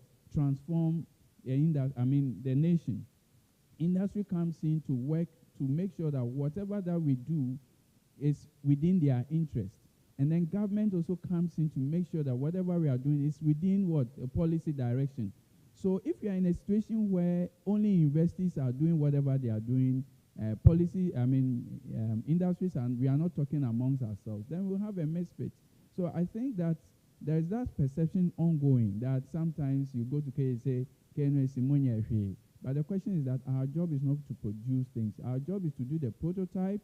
If there are business people around, we scale it. The scaling is what we don't have. All right. The next thing is that perception that is going around that school here, because of the bad examples you media people show. You see, I'm not blaming you, but what we see in the media, because somebody will tell you, Manko School, Bill Gates was a dropout and he's made it. Go and look at the board of Bill Gates. He didn't pick dropouts and put them there. Okay? Mark Zuckerberg was a dropout. Look at his second in command. What is his degree background? Okay? And if you go to Silicon Valley, a research has been done. All the top companies, right now, the minimum, most of them have postgraduate degrees. And so how can you do and bring a vaccine when you've not attended school? You've not done high-level research. So let's disabuse our minds of those things that we are seeing in the media, that excellence doesn't pay. Excellence pays.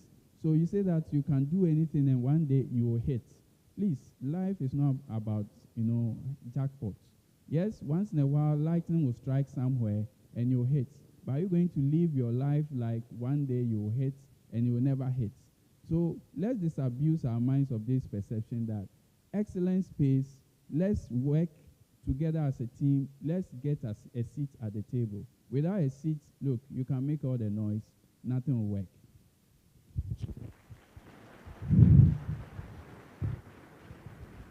Wonderful take there by Prof. I want to find out.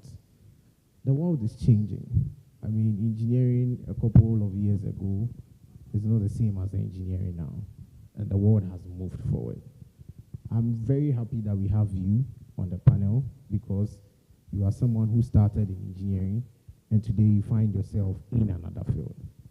I want to find out, what do we need to do, students here, as the next generation of engineers? What do we need to do whilst we are in school to be able to equip ourselves with the necessary skills for industry? Especially for industry, I want you to take industry outside engineering, and then maybe engineers, fire will take industry in engineering. What are the skills? You started in engineering. What are the skills we can equip ourselves with whilst we are in school right now to be able to take over the industry we have? Thank you. So, how many people are in your class now? I have around 160 people in my 160 class. people. Yeah. So, I finished in 2004. We were 55 in the class. Wow. Okay, so you are 160. Electrical is about how many? 300. 300. So, let's face reality. There are going to be more engineers than the country can absorb in engineering field.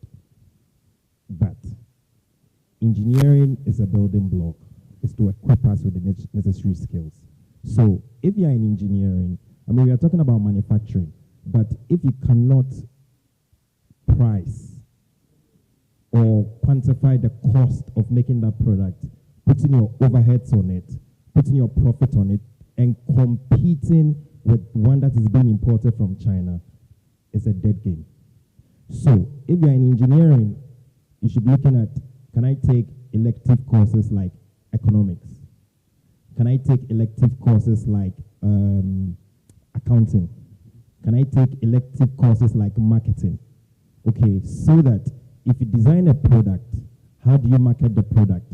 How do you quantify the cost of developing it, putting all your resources together, putting your margin on it? So as an engineer, for us engineers here, if you want to make it up in the cutthroat business world, you need to know your fundamentals about finance, about accounting, about marketing, about economics. So like I said, the school is going to produce a lot more engineers than industry itself can take. Now, if it produces engineers, so you go to, say, a VRA, and I'm an engineer. Okay, so VRA is full of engineers, but you realize that probably the human resource person at VRA is not an engineer.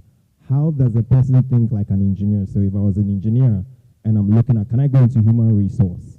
Okay, and immediately you see that your thought process about, do you think the engineers are well remunerated to do their job? Because you're an engineer, you can sort of like understand them because you know the difficulty they go through. So as engineers, if you're coming out from school, you should be looking for jobs in insurance. You should be looking for jobs in auditing, accounting, the audit firms. And the basic requirement from these industries is the fact that you have a first degree. But what we don't know is the fact that if you're an engineer, you can go into auditing, you can go into insurance. The challenge with these professions are the fact that you need to do professional exams. So for me to become a chartered insurer, I have to take 10 professional exams. 10. In fact, that on itself would discourage you. But then if you don't take it, how then do you learn the principles of insurance? And now you begin to apply that principle of insurance to underwriting energy risk. So who then becomes a better underwriter? Is it somebody who studied engineering, now underwriting energy risk, compared to somebody who went to Legon, studied BSc administration with an insurance option, underwriting energy risks, automatically you see that the thought process is different. Okay, so then Madam also said something. 3 things you're going to make if you leave school.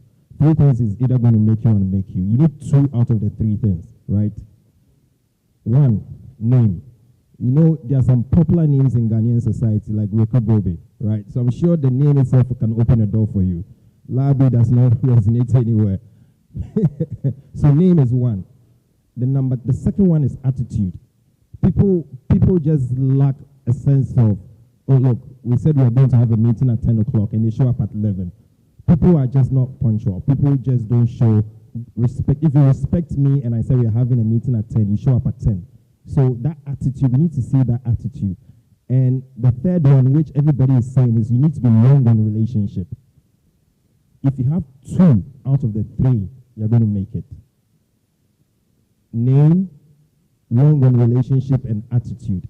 Irrespective of whichever industry you find yourself, make sure, and it's a deliberate effort you need to put into it to say that I want to know how. So it's difficult. I know, like most of us are introverts, but then nothing stops you from saying, "Hi, I like your hair.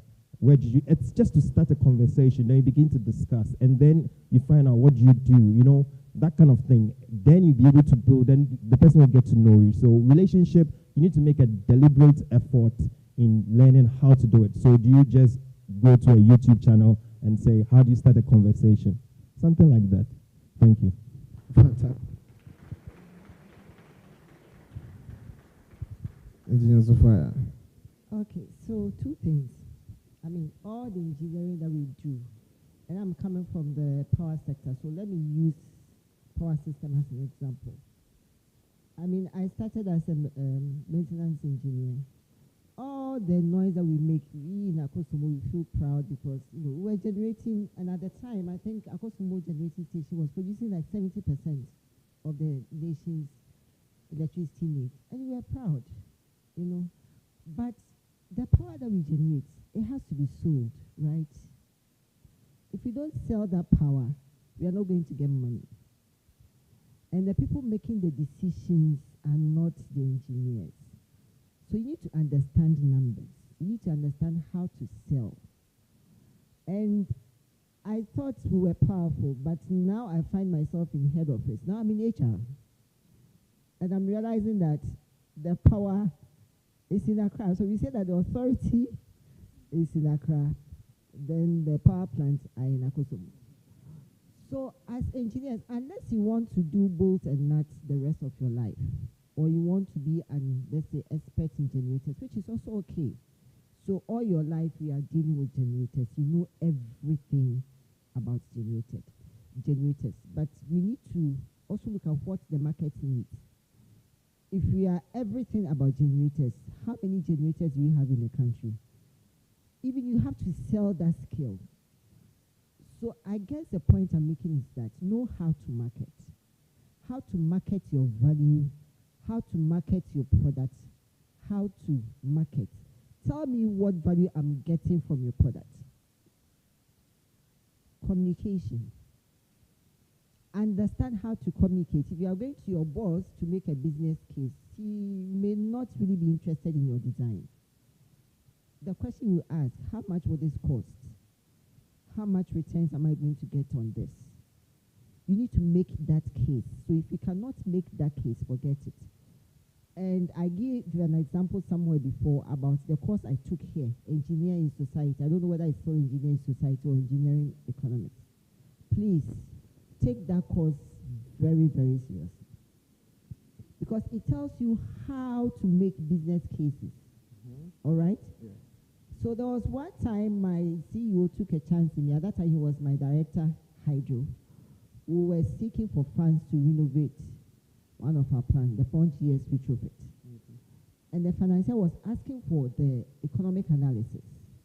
I remembered Professor Adams has taught me time value of money, how to, decide even whether to replace or to repair. And it's all business cases. So sometimes we take the courses and we really do not see the application until you get out there and realize that, oh, I can apply this. So your communication, I don't know whether we still do com skills, and I don't know the content of that com skills, but please, your communication, how to communicate. If you are going to communicate to a politician, he will not ask you how much it costs. He wants to know how much vote that will bring, the impact. So the multinationals will say impact reporting. They will give you some small money and they will tell you that, oh, we have helped Ghana, save 200 lives. You get into it and maybe they donated 20 cities to Ghana. But you are looking at impact reporting. So communication is key. Know your stakeholder, your audience, and know how to convince that person. So if you are going to a politician, tell him this design, this lantern that I'm building is going to help 200 school children to perform better. Then he will start, okay, this is something I can sell to my constituent to get votes. So if we are not going to play the political game, which I encourage some of us to get into politics, but if we are not interested, let's learn how to communicate, how to influence them. Learn how to influence CEOs, how to influence politicians to get what you want. At the end of the day, you need to sell whatever it is that you have, your product, your value, you need to sell it. So selling, communication, understand the numbers, finance, that's for me. I mean, after listening to all this, I'm more proud of myself engaging in politics, student politics. My provost has been calling me Kofi the politician. Now I think it's a part I can look at, so that as an engineer, we can also be there.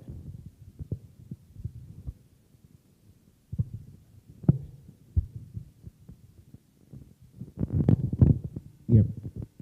Thank you. As an engineer, we can also be at the helm of affairs, making decisions to help national development. I would go to Professor Akowa. One thing about engineering is opportunities, engineering opportunities. Reason why a lot of people don't want to even read engineering in the first place. They look at health sciences because they see that's where when you are done, your job is secured. Our conversations so far has been centered on industry. And I know that there are also a lot of opportunities for engineers in academia. And that's why I was very happy yesterday when our theme for the award ceremony was focused on the synergy between academia. It's noisy. Sure. The synergy between academia and then industry. Prof, you are in academia. What sort of opportunities are there for our people in academia? What's your advice to those who want to go into the field of academia? And how can we start developing the attitude of connecting academia and industry while we are students? Because when we are working on projects, we have this group working on something in relation to manufacturing, and this group doing research. So right from school, the training is such that research is pushed away from manufacturing. And so we don't start seeing the connection of academia and industry right in school. What's your take on this? Yeah, hello. Yes, so there's a whole conference on this thing, but I'm just going to summarize that. So your question is in three parts. So what are the opportunities? Actually, when you prepare for opportunities, then it becomes a reality. So some of us think that there are no jobs, but let me give you some statistics. So I can speak about what I know. So currently, I've worked on so many things relating to skills in the digital area. One of the biggest problems, which is even our opportunity now, is the ability of some Ghanaian firms to hire our own graduates and pay them well. Do you know why? It's not because they are not skilled, but right now the attention of the world, because of the fact that now people can work remotely, is that they can source for highly skilled people here. In fact, I think let me take this opportunity to address certain mindset things. One of the things that our generation and some generations that did not meet a lot of internet, it helped us, was the fact that during that time, management would put in our heads that you are in the best university. Those days, I remember Andam, anytime he comes, he meets you, he doesn't want you to say things like, I think, I feel. Engineers don't think, they don't feel, they know. And if you are in KNUST, you are the best. Nobody could Google to check. That we were told that we were the best. And our mindset was always, so if you are the best, you act like somebody from the best university. We're told that if there's a problem in Ghana and we can't solve it in our electrical engineering class, no one else could solve that. That's a very profound statement. So it made us have a different way of approaching things. So it's not that we're proud, but we had a certain crazy confidence, such that whenever we stepped out there, I remember when I stepped into class, my MSc class, they asked people to mention their names and the universities they came from. This guy, Oxford, Cambridge, Nottingham, and then he got to me, I said, Kwame Nkrumah University of Science and Technology. Then the lecturer was like, what the hell is that? But I can tell you, by the time I finished the course, subsequently, all the guys who came after me, now people knew where KNUST was. Okay, because of the kind of mindset. So I was a little bit sad when we had a public lecture the other time, and some of our students were asking certain questions to portray as if we are from some God-forsaken country and nothing is working here. You see, how you sell yourself will determine how you'll be bought. Okay? So I have sat in class and I've taught in various top universities. People who don't know anything, but how they approach you, the confidence they approach you, even during the interview, will make you make a mistake to hire them. So I just want you to have that confidence that if something cannot be solved there, you were sourced from the best, you were taken from the best colleges, best results, and you have been assembled here. You are the A team. So if something cannot be fixed in your class, if Ghana is going to work, the solution must come from your class. If it doesn't come from your class, it's not going to come from Legon. Take it from me. With that mindset, you can see that there are so many opportunities. So now, in computer engineering, one of the problems you are facing is that those who have really prepared, right? You see some of your seniors driving around in funny cars. Some are earning minimum $3,000 a month. Which company pays them that amount? So you see, some of them, most companies cannot recruit them. So they are counted as unemployed, but they're actually employed, all right? Now, semiconductor chip designers are outsourcing designs. So you do that, you send it to Moses, and they manufacture. We stay here, we design complex fiber optic systems, and we send them to Europe, and they are manufactured. So I'm just saying that if you are prepared, if you prepare yourself, the opportunities will be there. Now, coming to academia, now the direction has moved from just doing straitjacket research somewhere and somebody doing some industry, whatever. Those companies that have tight linkage between academia and industry, they always excel. So I'll give you an example. During the peak of the COVID, there was a certain project, I wouldn't mention the name, but it's related to financial improvements.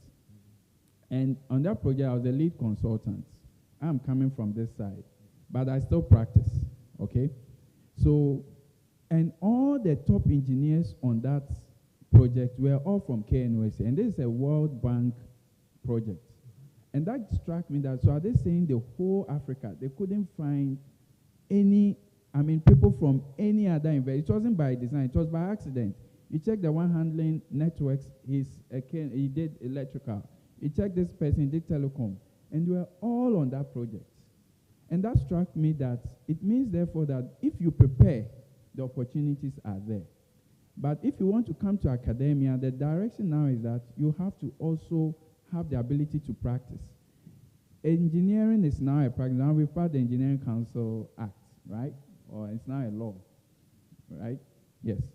So you cannot teach people what you don't have. And now most of our faculties practice. Our provost is a renowned, wash specialist, okay? It's unlike the past where you just teach tevenings and that's the end. You have to have the ability to practice what you are saying. So that in class, when you are teaching people about fiber optics, you're not just talking about Snell's law, but also adding what you have also contributed. So it brings on board some value. You are not just teaching what is in a textbook. So right now, we don't use, whatever you find in the textbooks are about 5 years older. So if you are in academia, you should be prepared to also add value to whatever you are teaching. So whatever I teach now, you'll see that it's influenced by what I have done before. So when I'm teaching you redundancies in network design. I can give you examples where systems have failed and we've had automatic, failover protection. I'm not going to refer to whatever is in the textbook because that knowledge may have expired. I hope you get me. It's not bad, but knowledge changes. So when I was here, I saw lecturing as a gloomy place. Someone said, if you want to work, just go to the car park and look at the cars. So I looked at the cars and they were not encouraging. But you go to commercial area, you look at the bank managers' cars and they're encouraging. But I learned one thing, that if you work very hard as an engineer at the beginning, acquire the necessary skills, you have your integrity, your values that you stand for, the money will follow. So I would say that do not let money, be the motivation factor. Yes, somebody was thinking, when you see money and then tell me this nonsense. But the reality is that if you make money make you make decisions, then you end up in a place you will not be satisfied. Okay? So you start by, as I was saying, if you prepare and opportunities come, you make good use of that. What I find out now is that most of us are not prepared. And we are being told that what we are learning here is not necessary. Right here on campus, we have an AWS Academy. We have a real project running on AI. We have something on Cisco. We have something on Oracle. Everything that you need to make you strong professionally. We've made these things voluntary. How many of us are taking advantage of it? So these are the things. So if you don't take advantage of these things and you allow people to tell you university is not necessary. I know my uncle who didn't go to university, he has opened several businesses. Ask that person, the people on his board, whether those people don't have any technical know-how. So just prepare, and then once you have your technical skills, if you want to be in research, then you would also have the ability to make meaningful contribution as far as your research is concerned. Because there's nothing as painful as doing things that do not have value or impact. All right? So one, let me just, I know I've spoken too long. Number one, prepare so that when opportunities come, you will succeed. Two, make sure that if you want to enter academia, well, it's not about the money, and I can tell you, those of us in academia are not poor, just that people don't want to show off. I mean, Provost is very rich. so Provost is our father. I mean, Prof. Asumedu, if you look at his profile, he controls millions of dollars. But there's a mindset that people don't show off. So, but if you get to a certain level, the money will chase you. Whatever path you choose, just be good at what you do. Thank you. Sure. Fantastic. A big round of applause for our panelists. Let's give it to them. So thank you so much, panel. We're very grateful for your time. I think we'll move on to the audience, our students, for them to ask the questions. And you do ask the honor. So anybody? Yes, we have a hand already raised. All right, so then I would quickly go down, and if you have any questions, you can come down the aisle over here. So I give you the... Yep.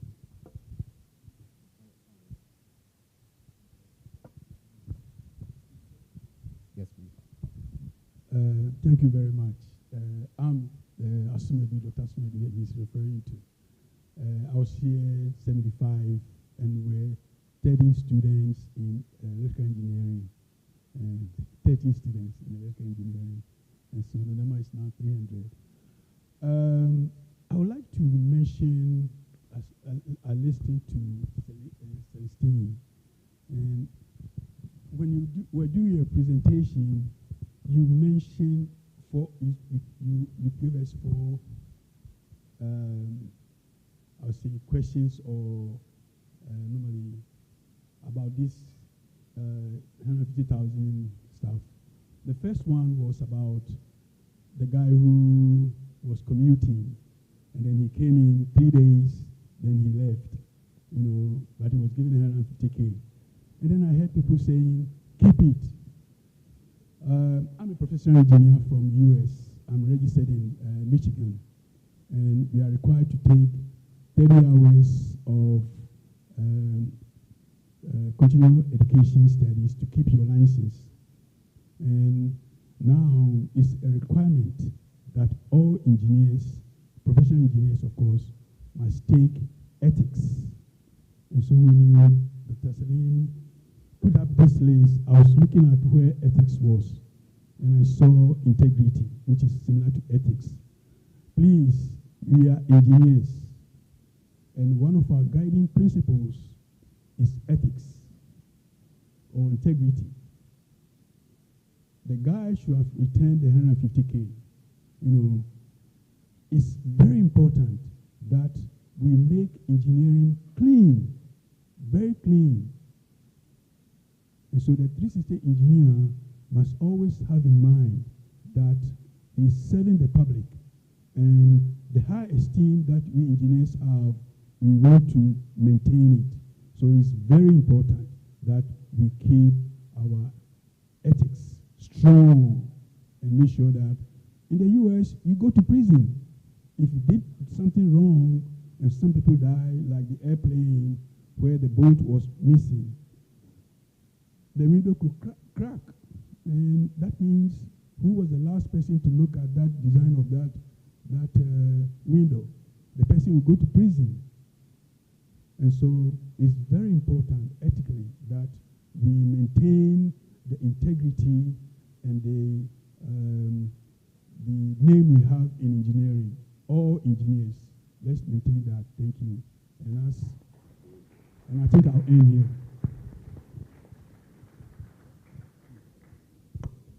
All right, because of time, we'll take just 3 questions. And so I have 1, 2, 3 over here. Ladies first. Good evening.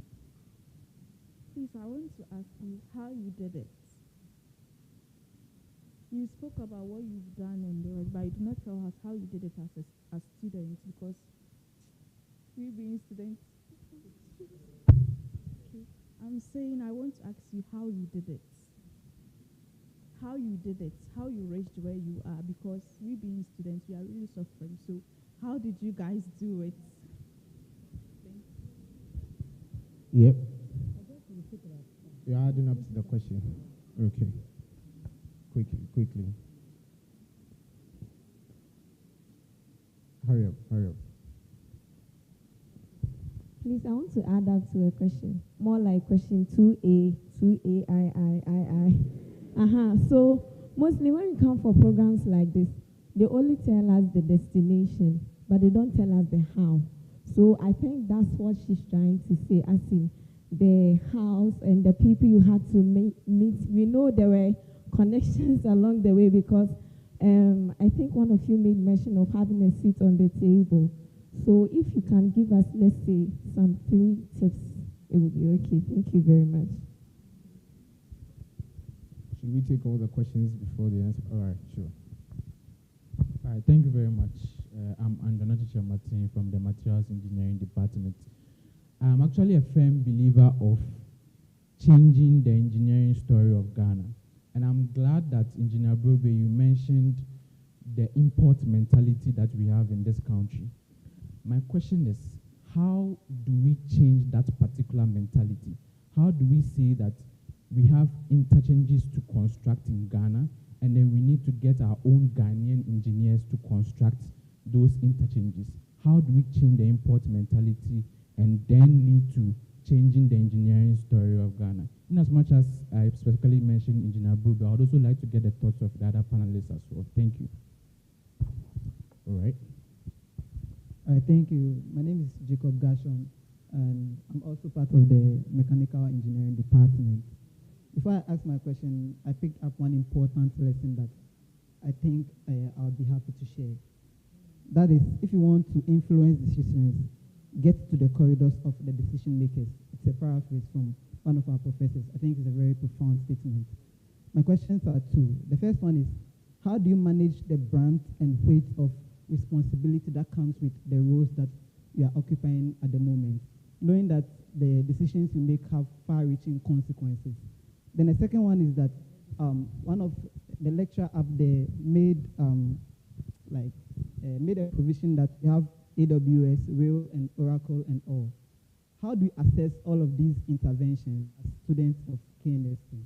Thank you. All right, so because of time, we'll end the questions, and then our panelists can take it up. Thank you. Yeah, thank you very much. Okay, so maybe I'll take the question about how we did it. Honestly, I don't have any connections. My last name was Eduusu, so to come to him. You know, he spoke about attitude. When I finished, I'll tell you my story. I finished UST. I did my TA-ship with Professor Ampedu. He was a big influence in my life. And then I went to Canada to do my master's and my PhD. And you know, my professor that I worked with, he will always say this, that when you give me work, I might not deliver on time, but when I bring it to you, there's very little to do about it. So that is excellence. I review myself, I'm very tough on myself, right? So I would go on the internet, find out how typical report or something like that would look like. I would have the person who is now my husband, at the time he was a student, read my journals and critique it. I was open to criticism.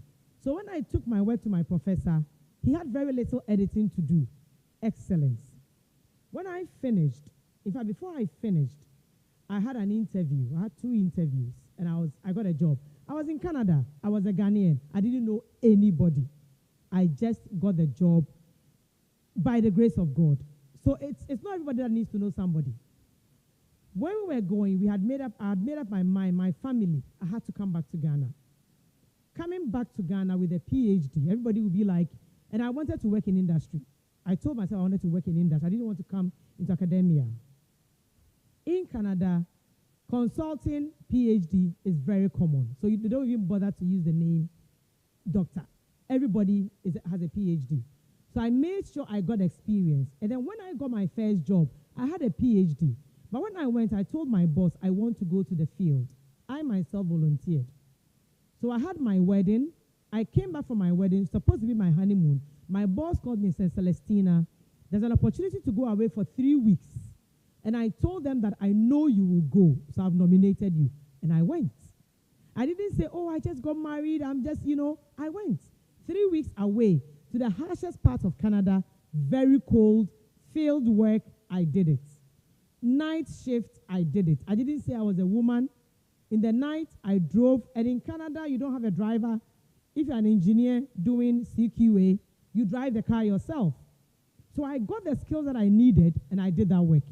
You know, people would look at me and say, what are you doing here? Because this was northern Canada. You don't meet a lot of black people, much more a Ghanaian, smallish like me. And I was managing contractors doing CQA. If you're a civil engineer, you know. You know, when they do the work, you test to see whether they've done it properly. And if they haven't, you make them take it back. There was a time, and these are tough contractors, using very bad words. You know, you must be tough. You just take it in your stride. There was a time I took a picture. They had not worked well. I took pictures because you need to take pictures as proof. You know, they stole my camera and buried it. I didn't even realize how they did it. You understand? So these were a tough place, but I did the work. And when the time came to come to the office, I told my boss I want a combination, field and design, field and office, because I saw that was what made the best engineer. I had a PhD, but I went to the field. I did drilling, I went there, there was a time drilling mud splashed on me. And the technician found it so funny, he took a picture of me and brought it to the office and pasted it. I wasn't embarrassed because I knew what I was looking for. I wanted the experience. Time to come back to Ghana. There was an advert in the papers. My brother saw it, brought it to me in Canada. I applied. I was pregnant at the time. They said, we'll do the interview by Skype. I came back. What they told me, what they liked about me at the interview was my attitude. And I was always smiling, laughing. I just flowed naturally because I had prepared. I had prepared. So when I went to that interview, I wasn't intimidated because I had prepared. So coming down to Ghana, came to do my work. I was confident, and he spoke about confidence. Confident in what I did, passionate. I love what I do. If I have to do it again, I'll do it again. I was passionate. And then I am a Pan-African. My family is Pan-African. So I came into a company, a lot of mining companies are multinationals.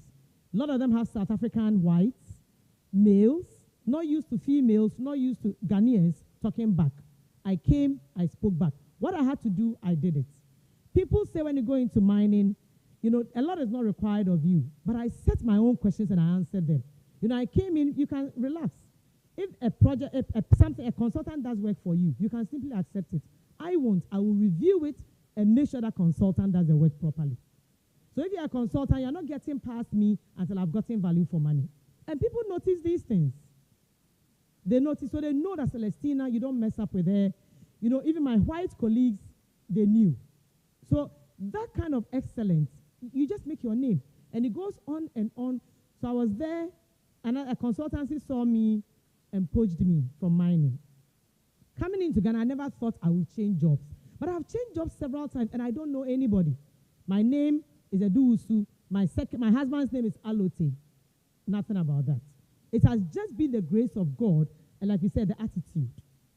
So stories go ahead of you. So I just want to let you know, sometimes we seem to think that you must have connections. I have not had connections. It has been purely by grace and by, the way I do things. So just to answer that. Yeah. So you got to be smartly hard. All right, so we would like to interrupt the program a bit. We have one of our general sponsors here, and that's Huawei. So we called on the representative to give us a bit of a speech. So Huawei, so the rep is here to talk to us.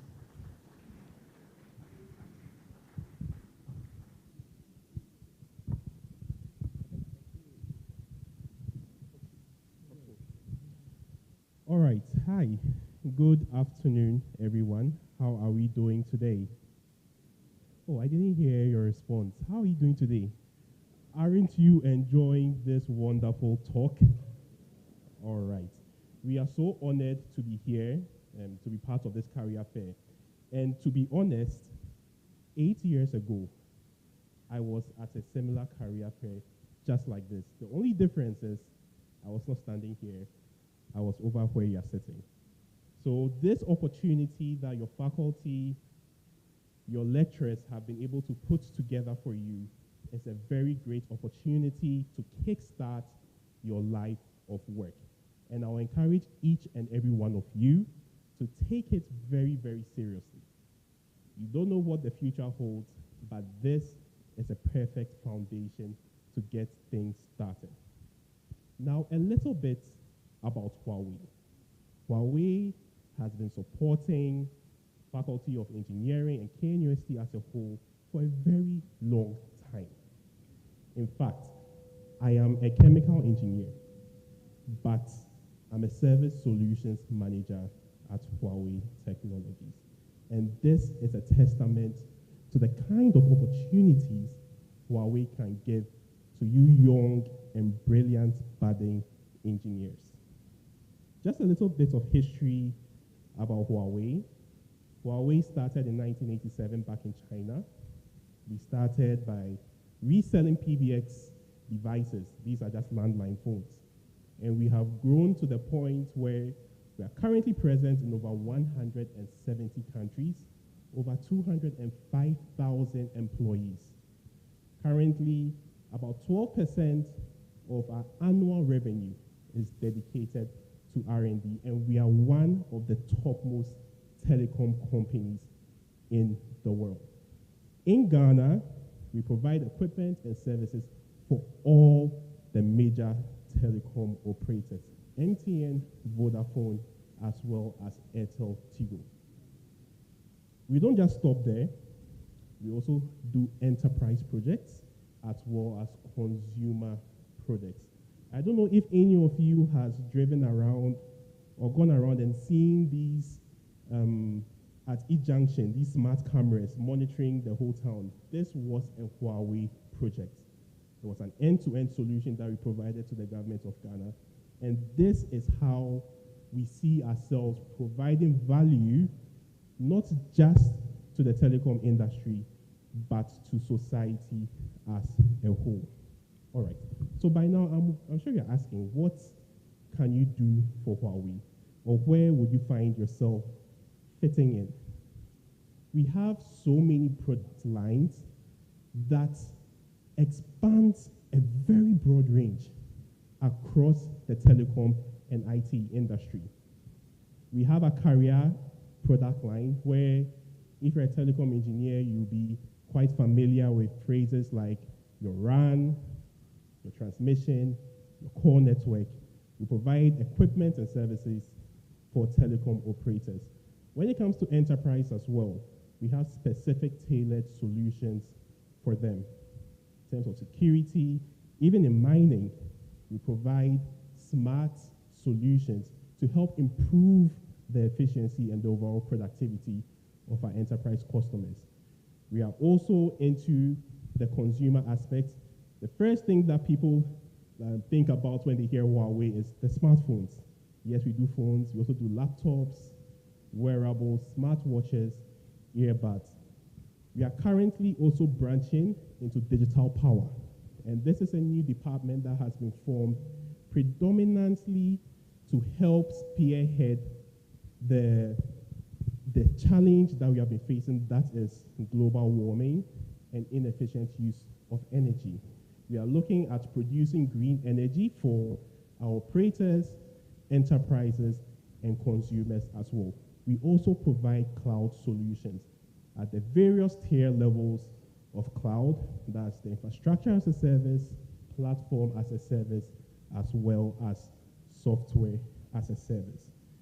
If you join Huawei today, you have the opportunity to expand your career or even start your career in different places, either a managerial role, a technical role, a sales role, even in terms of finance, human resources, and administration. In fact, Huawei on an average, on a yearly basis, keeps about 60% of its national service personnel, which is a figure that very few companies here in Ghana can brag about. I'm a product of the national service opportunity that Huawei provided for us. And in fact, 2 of our deputy MDs in Ghana did their national service here in Huawei and have grown steadily and risen to a very top level in Huawei, Ghana. So I would like to invite all of you, final year students, definitely right from here we'll be having an aptitude test in the petroleum. Yes, so right after that, you can just go take the aptitude test, and then tomorrow we'll be having the interview. If you are not a final year student, we have an ICT Academy. My colleague will be coming to speak about that shortly. And this is something that you can start doing to kickstart your journey into joining Huawei. So at this juncture, I would like to invite my colleague, Fafa. In fact, she was the person who pushed me to come to Huawei. Yes. You're always telling the story. Hi, good evening. Don't worry, I'm just going to take 5 minutes. Yes, I'm being sincere. I know that you have all these beautiful people are waiting to talk to you, so I won't take much of your time. But just as he said, our 2 MDs that he spoke about, they all schooled in KNUST. They are products of the College of Engineering. When it comes to KNUST in Huawei, we are known for excellence. I also finished here in 2013, telecom engineering. and I've been in Huawei since 2013. I've had different roles. Now, we have an ICT academy here on campus. How many of you have heard about it? How many of you are enrolled in the ICT academy? How many of you have Huawei certifications? Okay, I like that. So the ICT Academy is a partnership between the universities and Huawei. What we seek to do is to bridge the gap between the students and what is required from them in the corporate world. So when you go to our talent portal, you have free access to all the certification courses there. Of course, you all heard about CCNA. So HCIA is Huawei's equivalent for CCNA. We have HCIA, HCIP, and HCIE.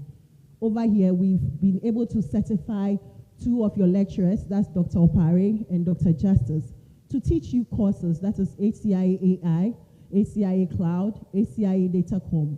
And they run these classes for you in person, just to teach you, for you to get the certification whilst you're in school. Please, this comes at absolutely 0 cost.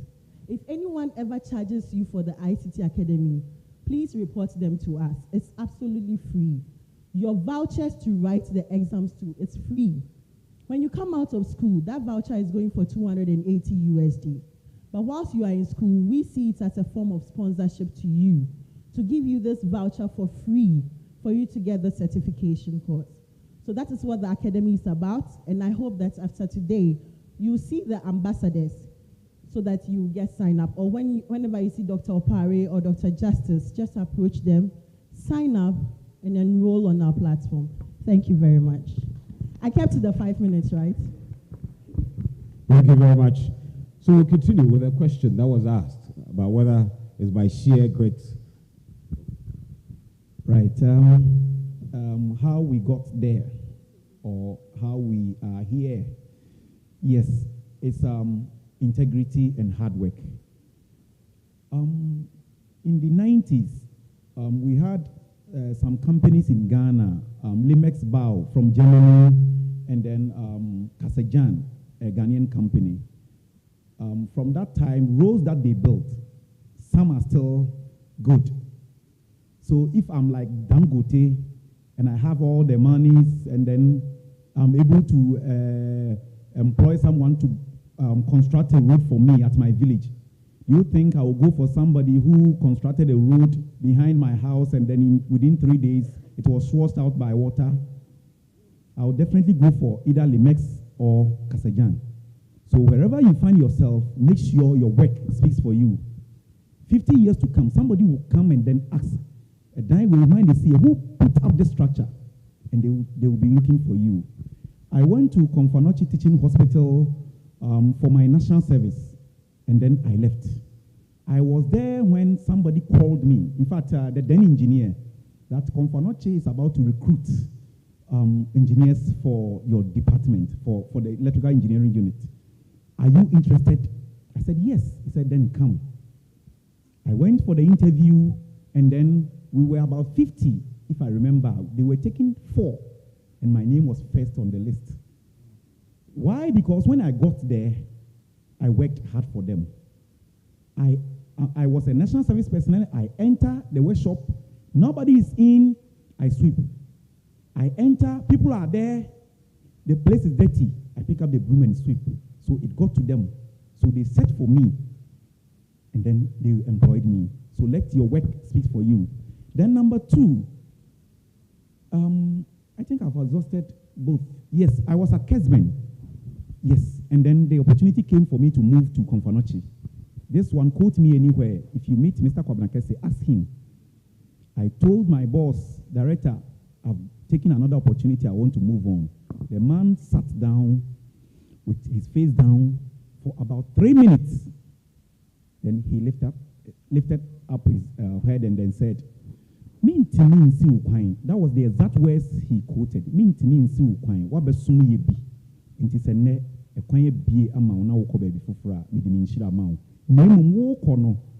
Whenever you are free, come and assist us. So I was working for Konfanochi and I was assisting Kesman. It got to a point I was so overloaded, and I told him, director, he said, When I went to Kesben, you think if I was stealing his money? Because I remember one time, that one, I don't know if it was intentional. They sent me to the bank. I got there, the money was more than what they had written for me. I called his brother. His brother is the general manager. He said, sir, okay, I brought the money back to them. It happened about 3 times. I don't know if they were testing me or whatever. So let your work speak for you, and then with hard work, you get where we are. Thank you.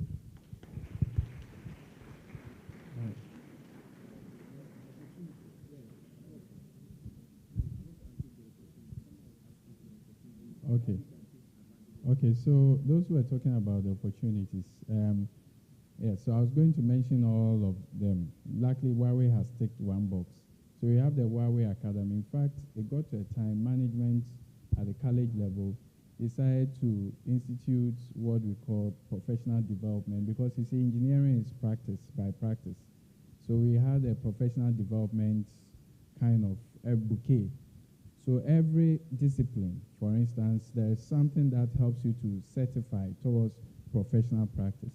So we have signed several agreements. We have Cisco certification, we have Oracle Academy, Huawei, in fact, all the big names you can think of in industry. And all these certifications that we do, because of our relationship and our brand, whilst you are a student, you don't pay anything. If you want to enroll on any of these, we have champions. So, for instance, with cloud computing and those things, we have some lecturers here. I am one of the points of contact. We can enroll you. You take, they are self-tutored. We arrange for, in-person and all that. The truth is, most of your colleagues here finish as certified AWS, for instance, architects. So you can imagine somebody as a certified AWS architect with a first degree, and both of you enter the interview room where the person is going to recruit based on standards. If it's a bank, they say that, look, employ somebody with this certification.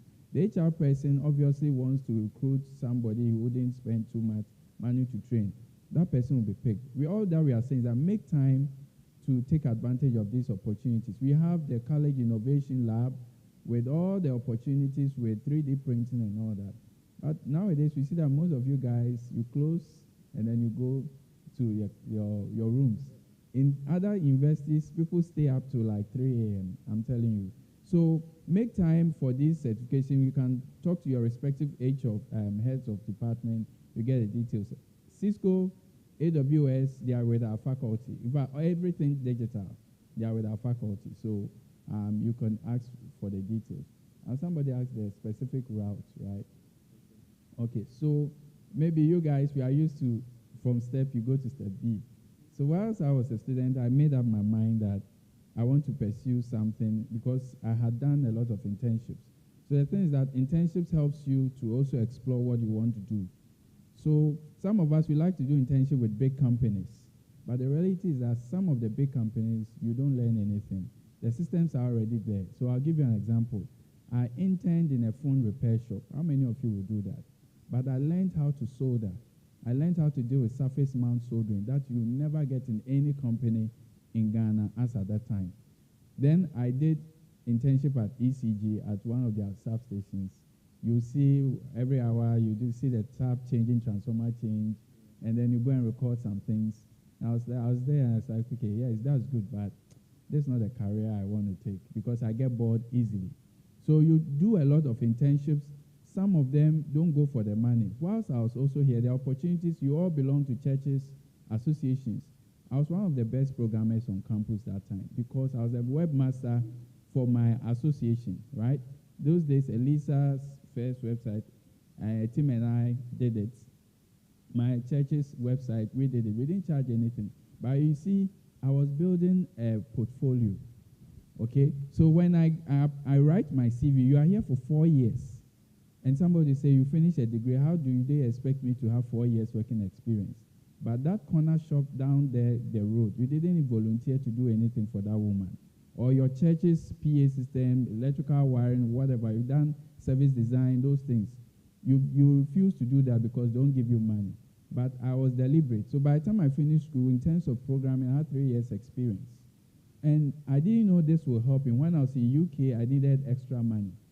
And I saw a job, I went for the interview, and these HR guys, I saw that this thing, I've already gotten it. Then she asked a question, I can see you are good, but will you be always available? Then I unfortunately spoke the truth. Because of, I spoke the truth that time, I felt it was unfortunate. But my immigration limit tells me that I can work up to 20 hours. So I told the woman, yes, I'm always available, but I can work up to 20 hours. I saw on the face that, I'm fat. I got home and she had sent me a beautiful normal HR email. We are all good and you wouldn't, the thing pained me. But something struck me that I just sent an email to say thank you. Attitude.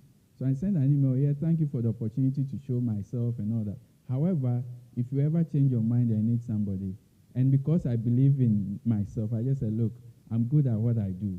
So anytime you need me, call me. 2 weeks later, she sent an email. You know what? I have a client in Russia who wants support. Now, I was doing remote work. Those rules wouldn't come in. Now I had to Google how much I'll charge. That was my first remote work. All right? So it's about preparing. There were opportunities. So I landed that one. I was paid very well. I had the interview, I had another screen. What are the typical hourly rates of support engineers? So that was my first, and the guy was a Russian billionaire. He flew in just to have coffee with me because I was delivering. When I tell you I would deliver, I would deliver. And it got to a time, just as you were talking about money, I was doing integration. I had access to all his bank accounts. I was doing payment integration. And the millions and billions of dollars I was seeing, I mean, I could do anything. But this guy flew in to see me just so that in case you run away, we know where to find you. But all I'm trying to say that when you start, you build what? A brand for yourself. That's why I say that the things we do here, never miss a deadline. Never give anything short of quality. So you work for some time, and then the industry knows you that if you want something that is good and delivered on time, you talk to Emmanuel. Because you have built a certain brand. Then along the line, I wanted to continue school. So I asked around, okay, what is the requirement for me to get scholarship? Then I had money, but we all still want scholarship. I went around and they told me that the home fees is £3,000. International is about £15,000. Accommodation is something. So the whole year, maybe I need £30,000. All my savings is gone. And I was told that, however, if you're able to prove that you are very good, I will give this to you.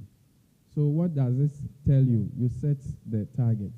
So I told the man, well, I would come up good. I didn't finish as the best. I mean, I didn't finish as the valedictorian. I finished with the first class.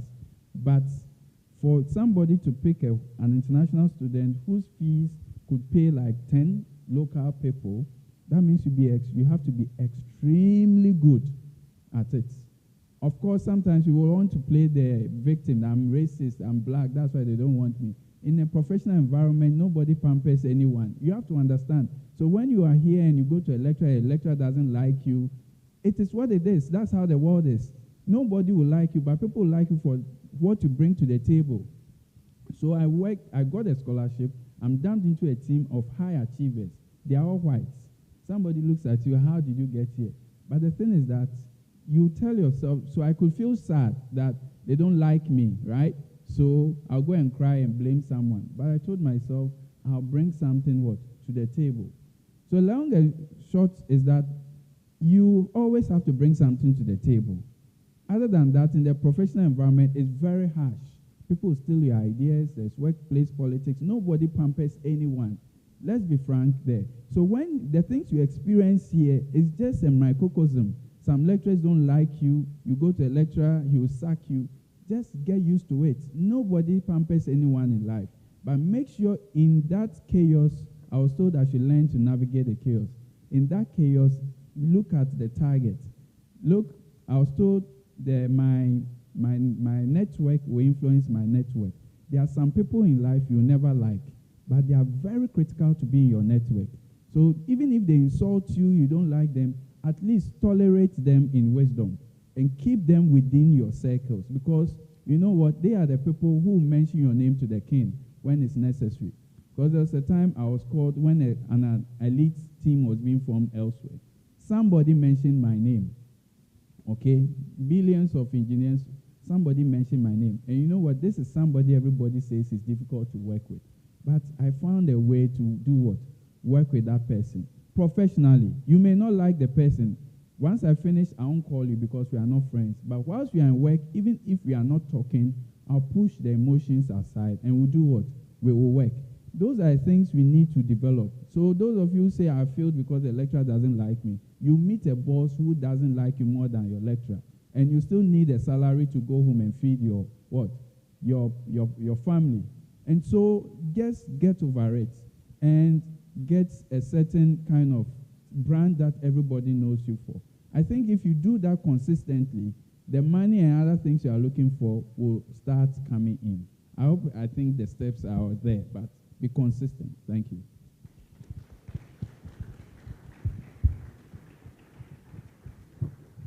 Okay, so let me just add a little to all that has been said and maybe attempt to address the last question. So Celestine was talking about being on the field, being there. Uncle, I've forgotten. Rekubobe, yes. Rekubobe was also talking about selling your value, having a value. And I think that all of us, if you're not confident that somebody will deliver, you will not give the person the task. All right? So, building your confidence, being good at what you do, is all part of the process. And being responsible. I once had a boss. He started as an assistant engineer, rose through the ranks, and became the CEO of VRE, Engineer Kirk Kofi. I don't know whether you've heard of the name. He started as an assistant engineer, rose through and his mantra was, do the job as if it's your own business. So he was manning the plant as if it was his own business. So from assistant engineer, he became the head of mechanical, he became the plant manager, GS, plant manager, Cosmo GS, director Hydro, he became deputy chief executive, VNO, and then the chief executive. Because he had that mindset that he would take that responsibility and run the business as if it is his own. What sometimes is disheartening is when people come out of school and they think that you own them anything. Nobody owes you anything. You have to prove your worth. You have to take initiative. So take initiative, take initiative, take initiative. Have that mindset that sometimes you may not know it all, but you are prepared to learn. And I'm surprised we are asking of the steps here, or we are asking where to find AI lab and all those things. We know where the center is. Let's be curious as engineers. You can walk to the center and ask all these questions. That how do I access the programs? How do I access the program? You are fortunate to have all these opportunities. We didn't have this opportunity. And I don't know whether you were here yesterday, but these are all avenues to learn. Yesterday what I said was that AI, even though it seems like a discipline, is something that you apply across all industries. And fortunately, you have an AI lab. So take advantage of the opportunities being given you. And once you get out there, be responsible, be on time, meet your deadlines, be excellent in whatever you do, and your value will sell itself. Now, talking about the import mentality, I really do not know what you mean by import mentality, but again, Uncle Rekubobe said that if you have worked hard and you have your money, will you give your money to somebody who cannot deliver, or you give to somebody who can deliver? Talking about the Pokwasi interchange, it was designed by Ghanaians. And yesterday, Engineer Bimpo was here. He was the engineer, the consultant on the project. So Ghanaian engineers are doing well stuff. However, there are certain times that maybe we may not have the capacity, and so we need to import the expertise, or sometimes we do not even know that we have the capacity. Or sometimes, I don't want to go there, but we have our own reasons why we may import. But trust me, I mean, now I think that Ghanaians, we are all becoming patriotic, and we want to grow our industry so that we can all get jobs. And so we invest in Ghana. We all want to buy made in Ghana goods. We all want to buy services from Ghana. So as engineers, we need to market our value. Market our value. Let's know that you can do A, B, C, D. And be confident. Don't be scared. Okay? Do not be scared. And don't be afraid to fail. I mean, if you fail, you would have learned so many ways of not doing things the wrong way. So don't be afraid to fail. And like Prof said, sometimes the big industries, or the big firms, you get in there and then you may not have the opportunity to learn much. So the small firms, I think after working for some time, I decided to go back and do my master's. And I did my master's after like 15 years of working. I was already old, and my mind was a bit slow. But when I finished, I had a job with a consultancy firm in the US. And trust me, for the 18 months that I stayed with a consultancy firm, the kind of projects I worked on, in my entire 15 years in VRA, nobody had given me that chance to work on such projects. We were designing substations for utilities in the US. And I was a PNC engineer. So designing protection and control systems for substations. And you'll be given that responsibility. And it's a consultancy firm. We believe that we connect ideas. So if I do not know, I can reach out to somebody in India, somebody who can help me. And the quality checks were there. So our products or our designs went through quality checks. And I worked on more than like 4 substations within a space of 18 years. In VIA, maybe because of my role, but I had never designed a substation. I was doing more of maintenance. So if you want excitement, look at where you have the opportunity, to do a lot of projects. I hope we have been able to address all the issues. Thank you very much. So we'll end here. There will be no more questions, unfortunately.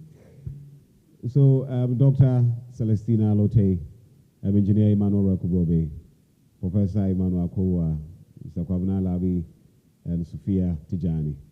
Thank you so much for doing us this honors.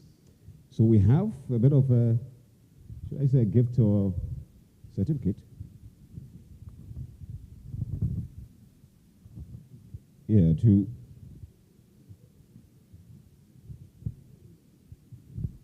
well, so we'll call Dr. Opare to do the presentation.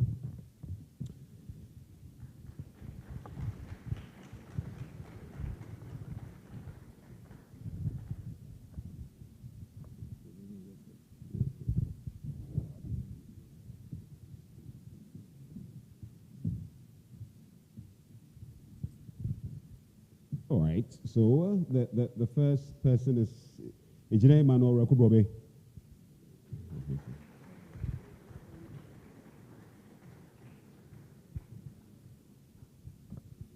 Thank you very much for honoring this invitation. And this certificate is for your participation as a panelist at the Second College of Engineering Alumni Connect. And the second person, yes.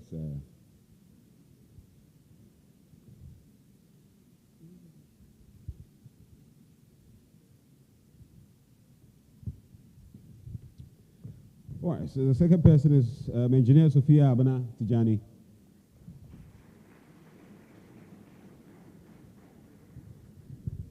For your participation as a panelist at the Second College of Engineering Alumni Connect.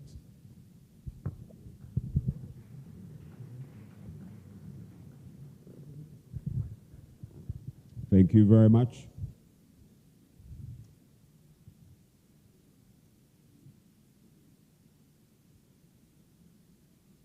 Thank you very much.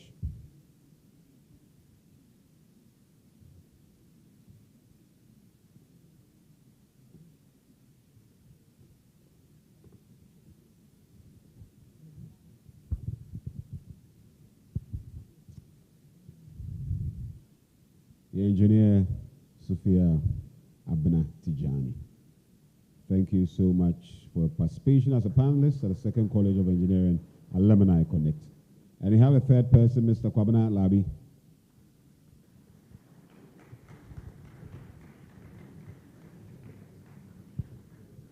So yes, to Mr. Kwabena Labi.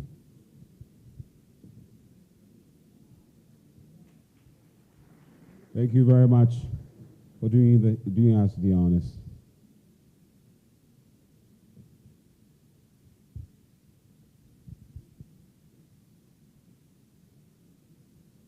Okay.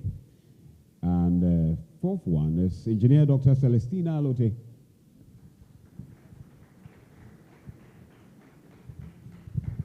For participation as a panelist at the Second College of Engineering Alumni Connect.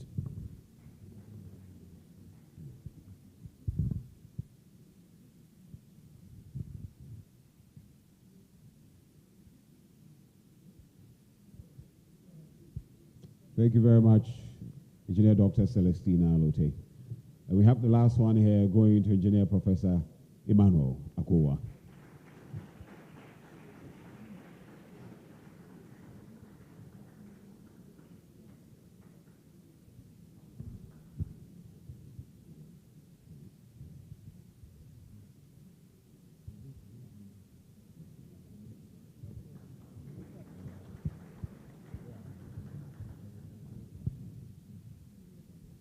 All right, thank you very much, Dr. Opare.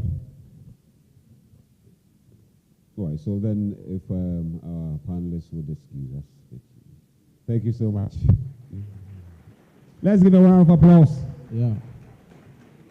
In fact, knowledge is really power. I'm a mechanical engineering student. I got the opportunity to do one of my internships at the Gridco. And so when the electrical engineers were talking about the substations, the tap changes and all that P&C, I was not lost in the conversation. I believe that also feeds into the fact that if we learn other fields like business, finance, and all that, you don't get someone sitting in front of you and quoting figures, and then you are lost and all that. So let's do well, encourage ourselves, look for the opportunities. They are around. Enter offices. Don't be scared. Speak to people, and you can get a lot of opportunities your way. A big round of applause for yourself.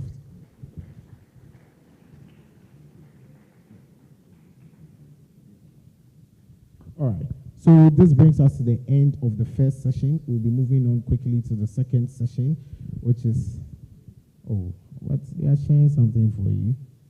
And so you can stay here a bit, and then we'll be very quick with that. But before I say that, we'll move on to the second session.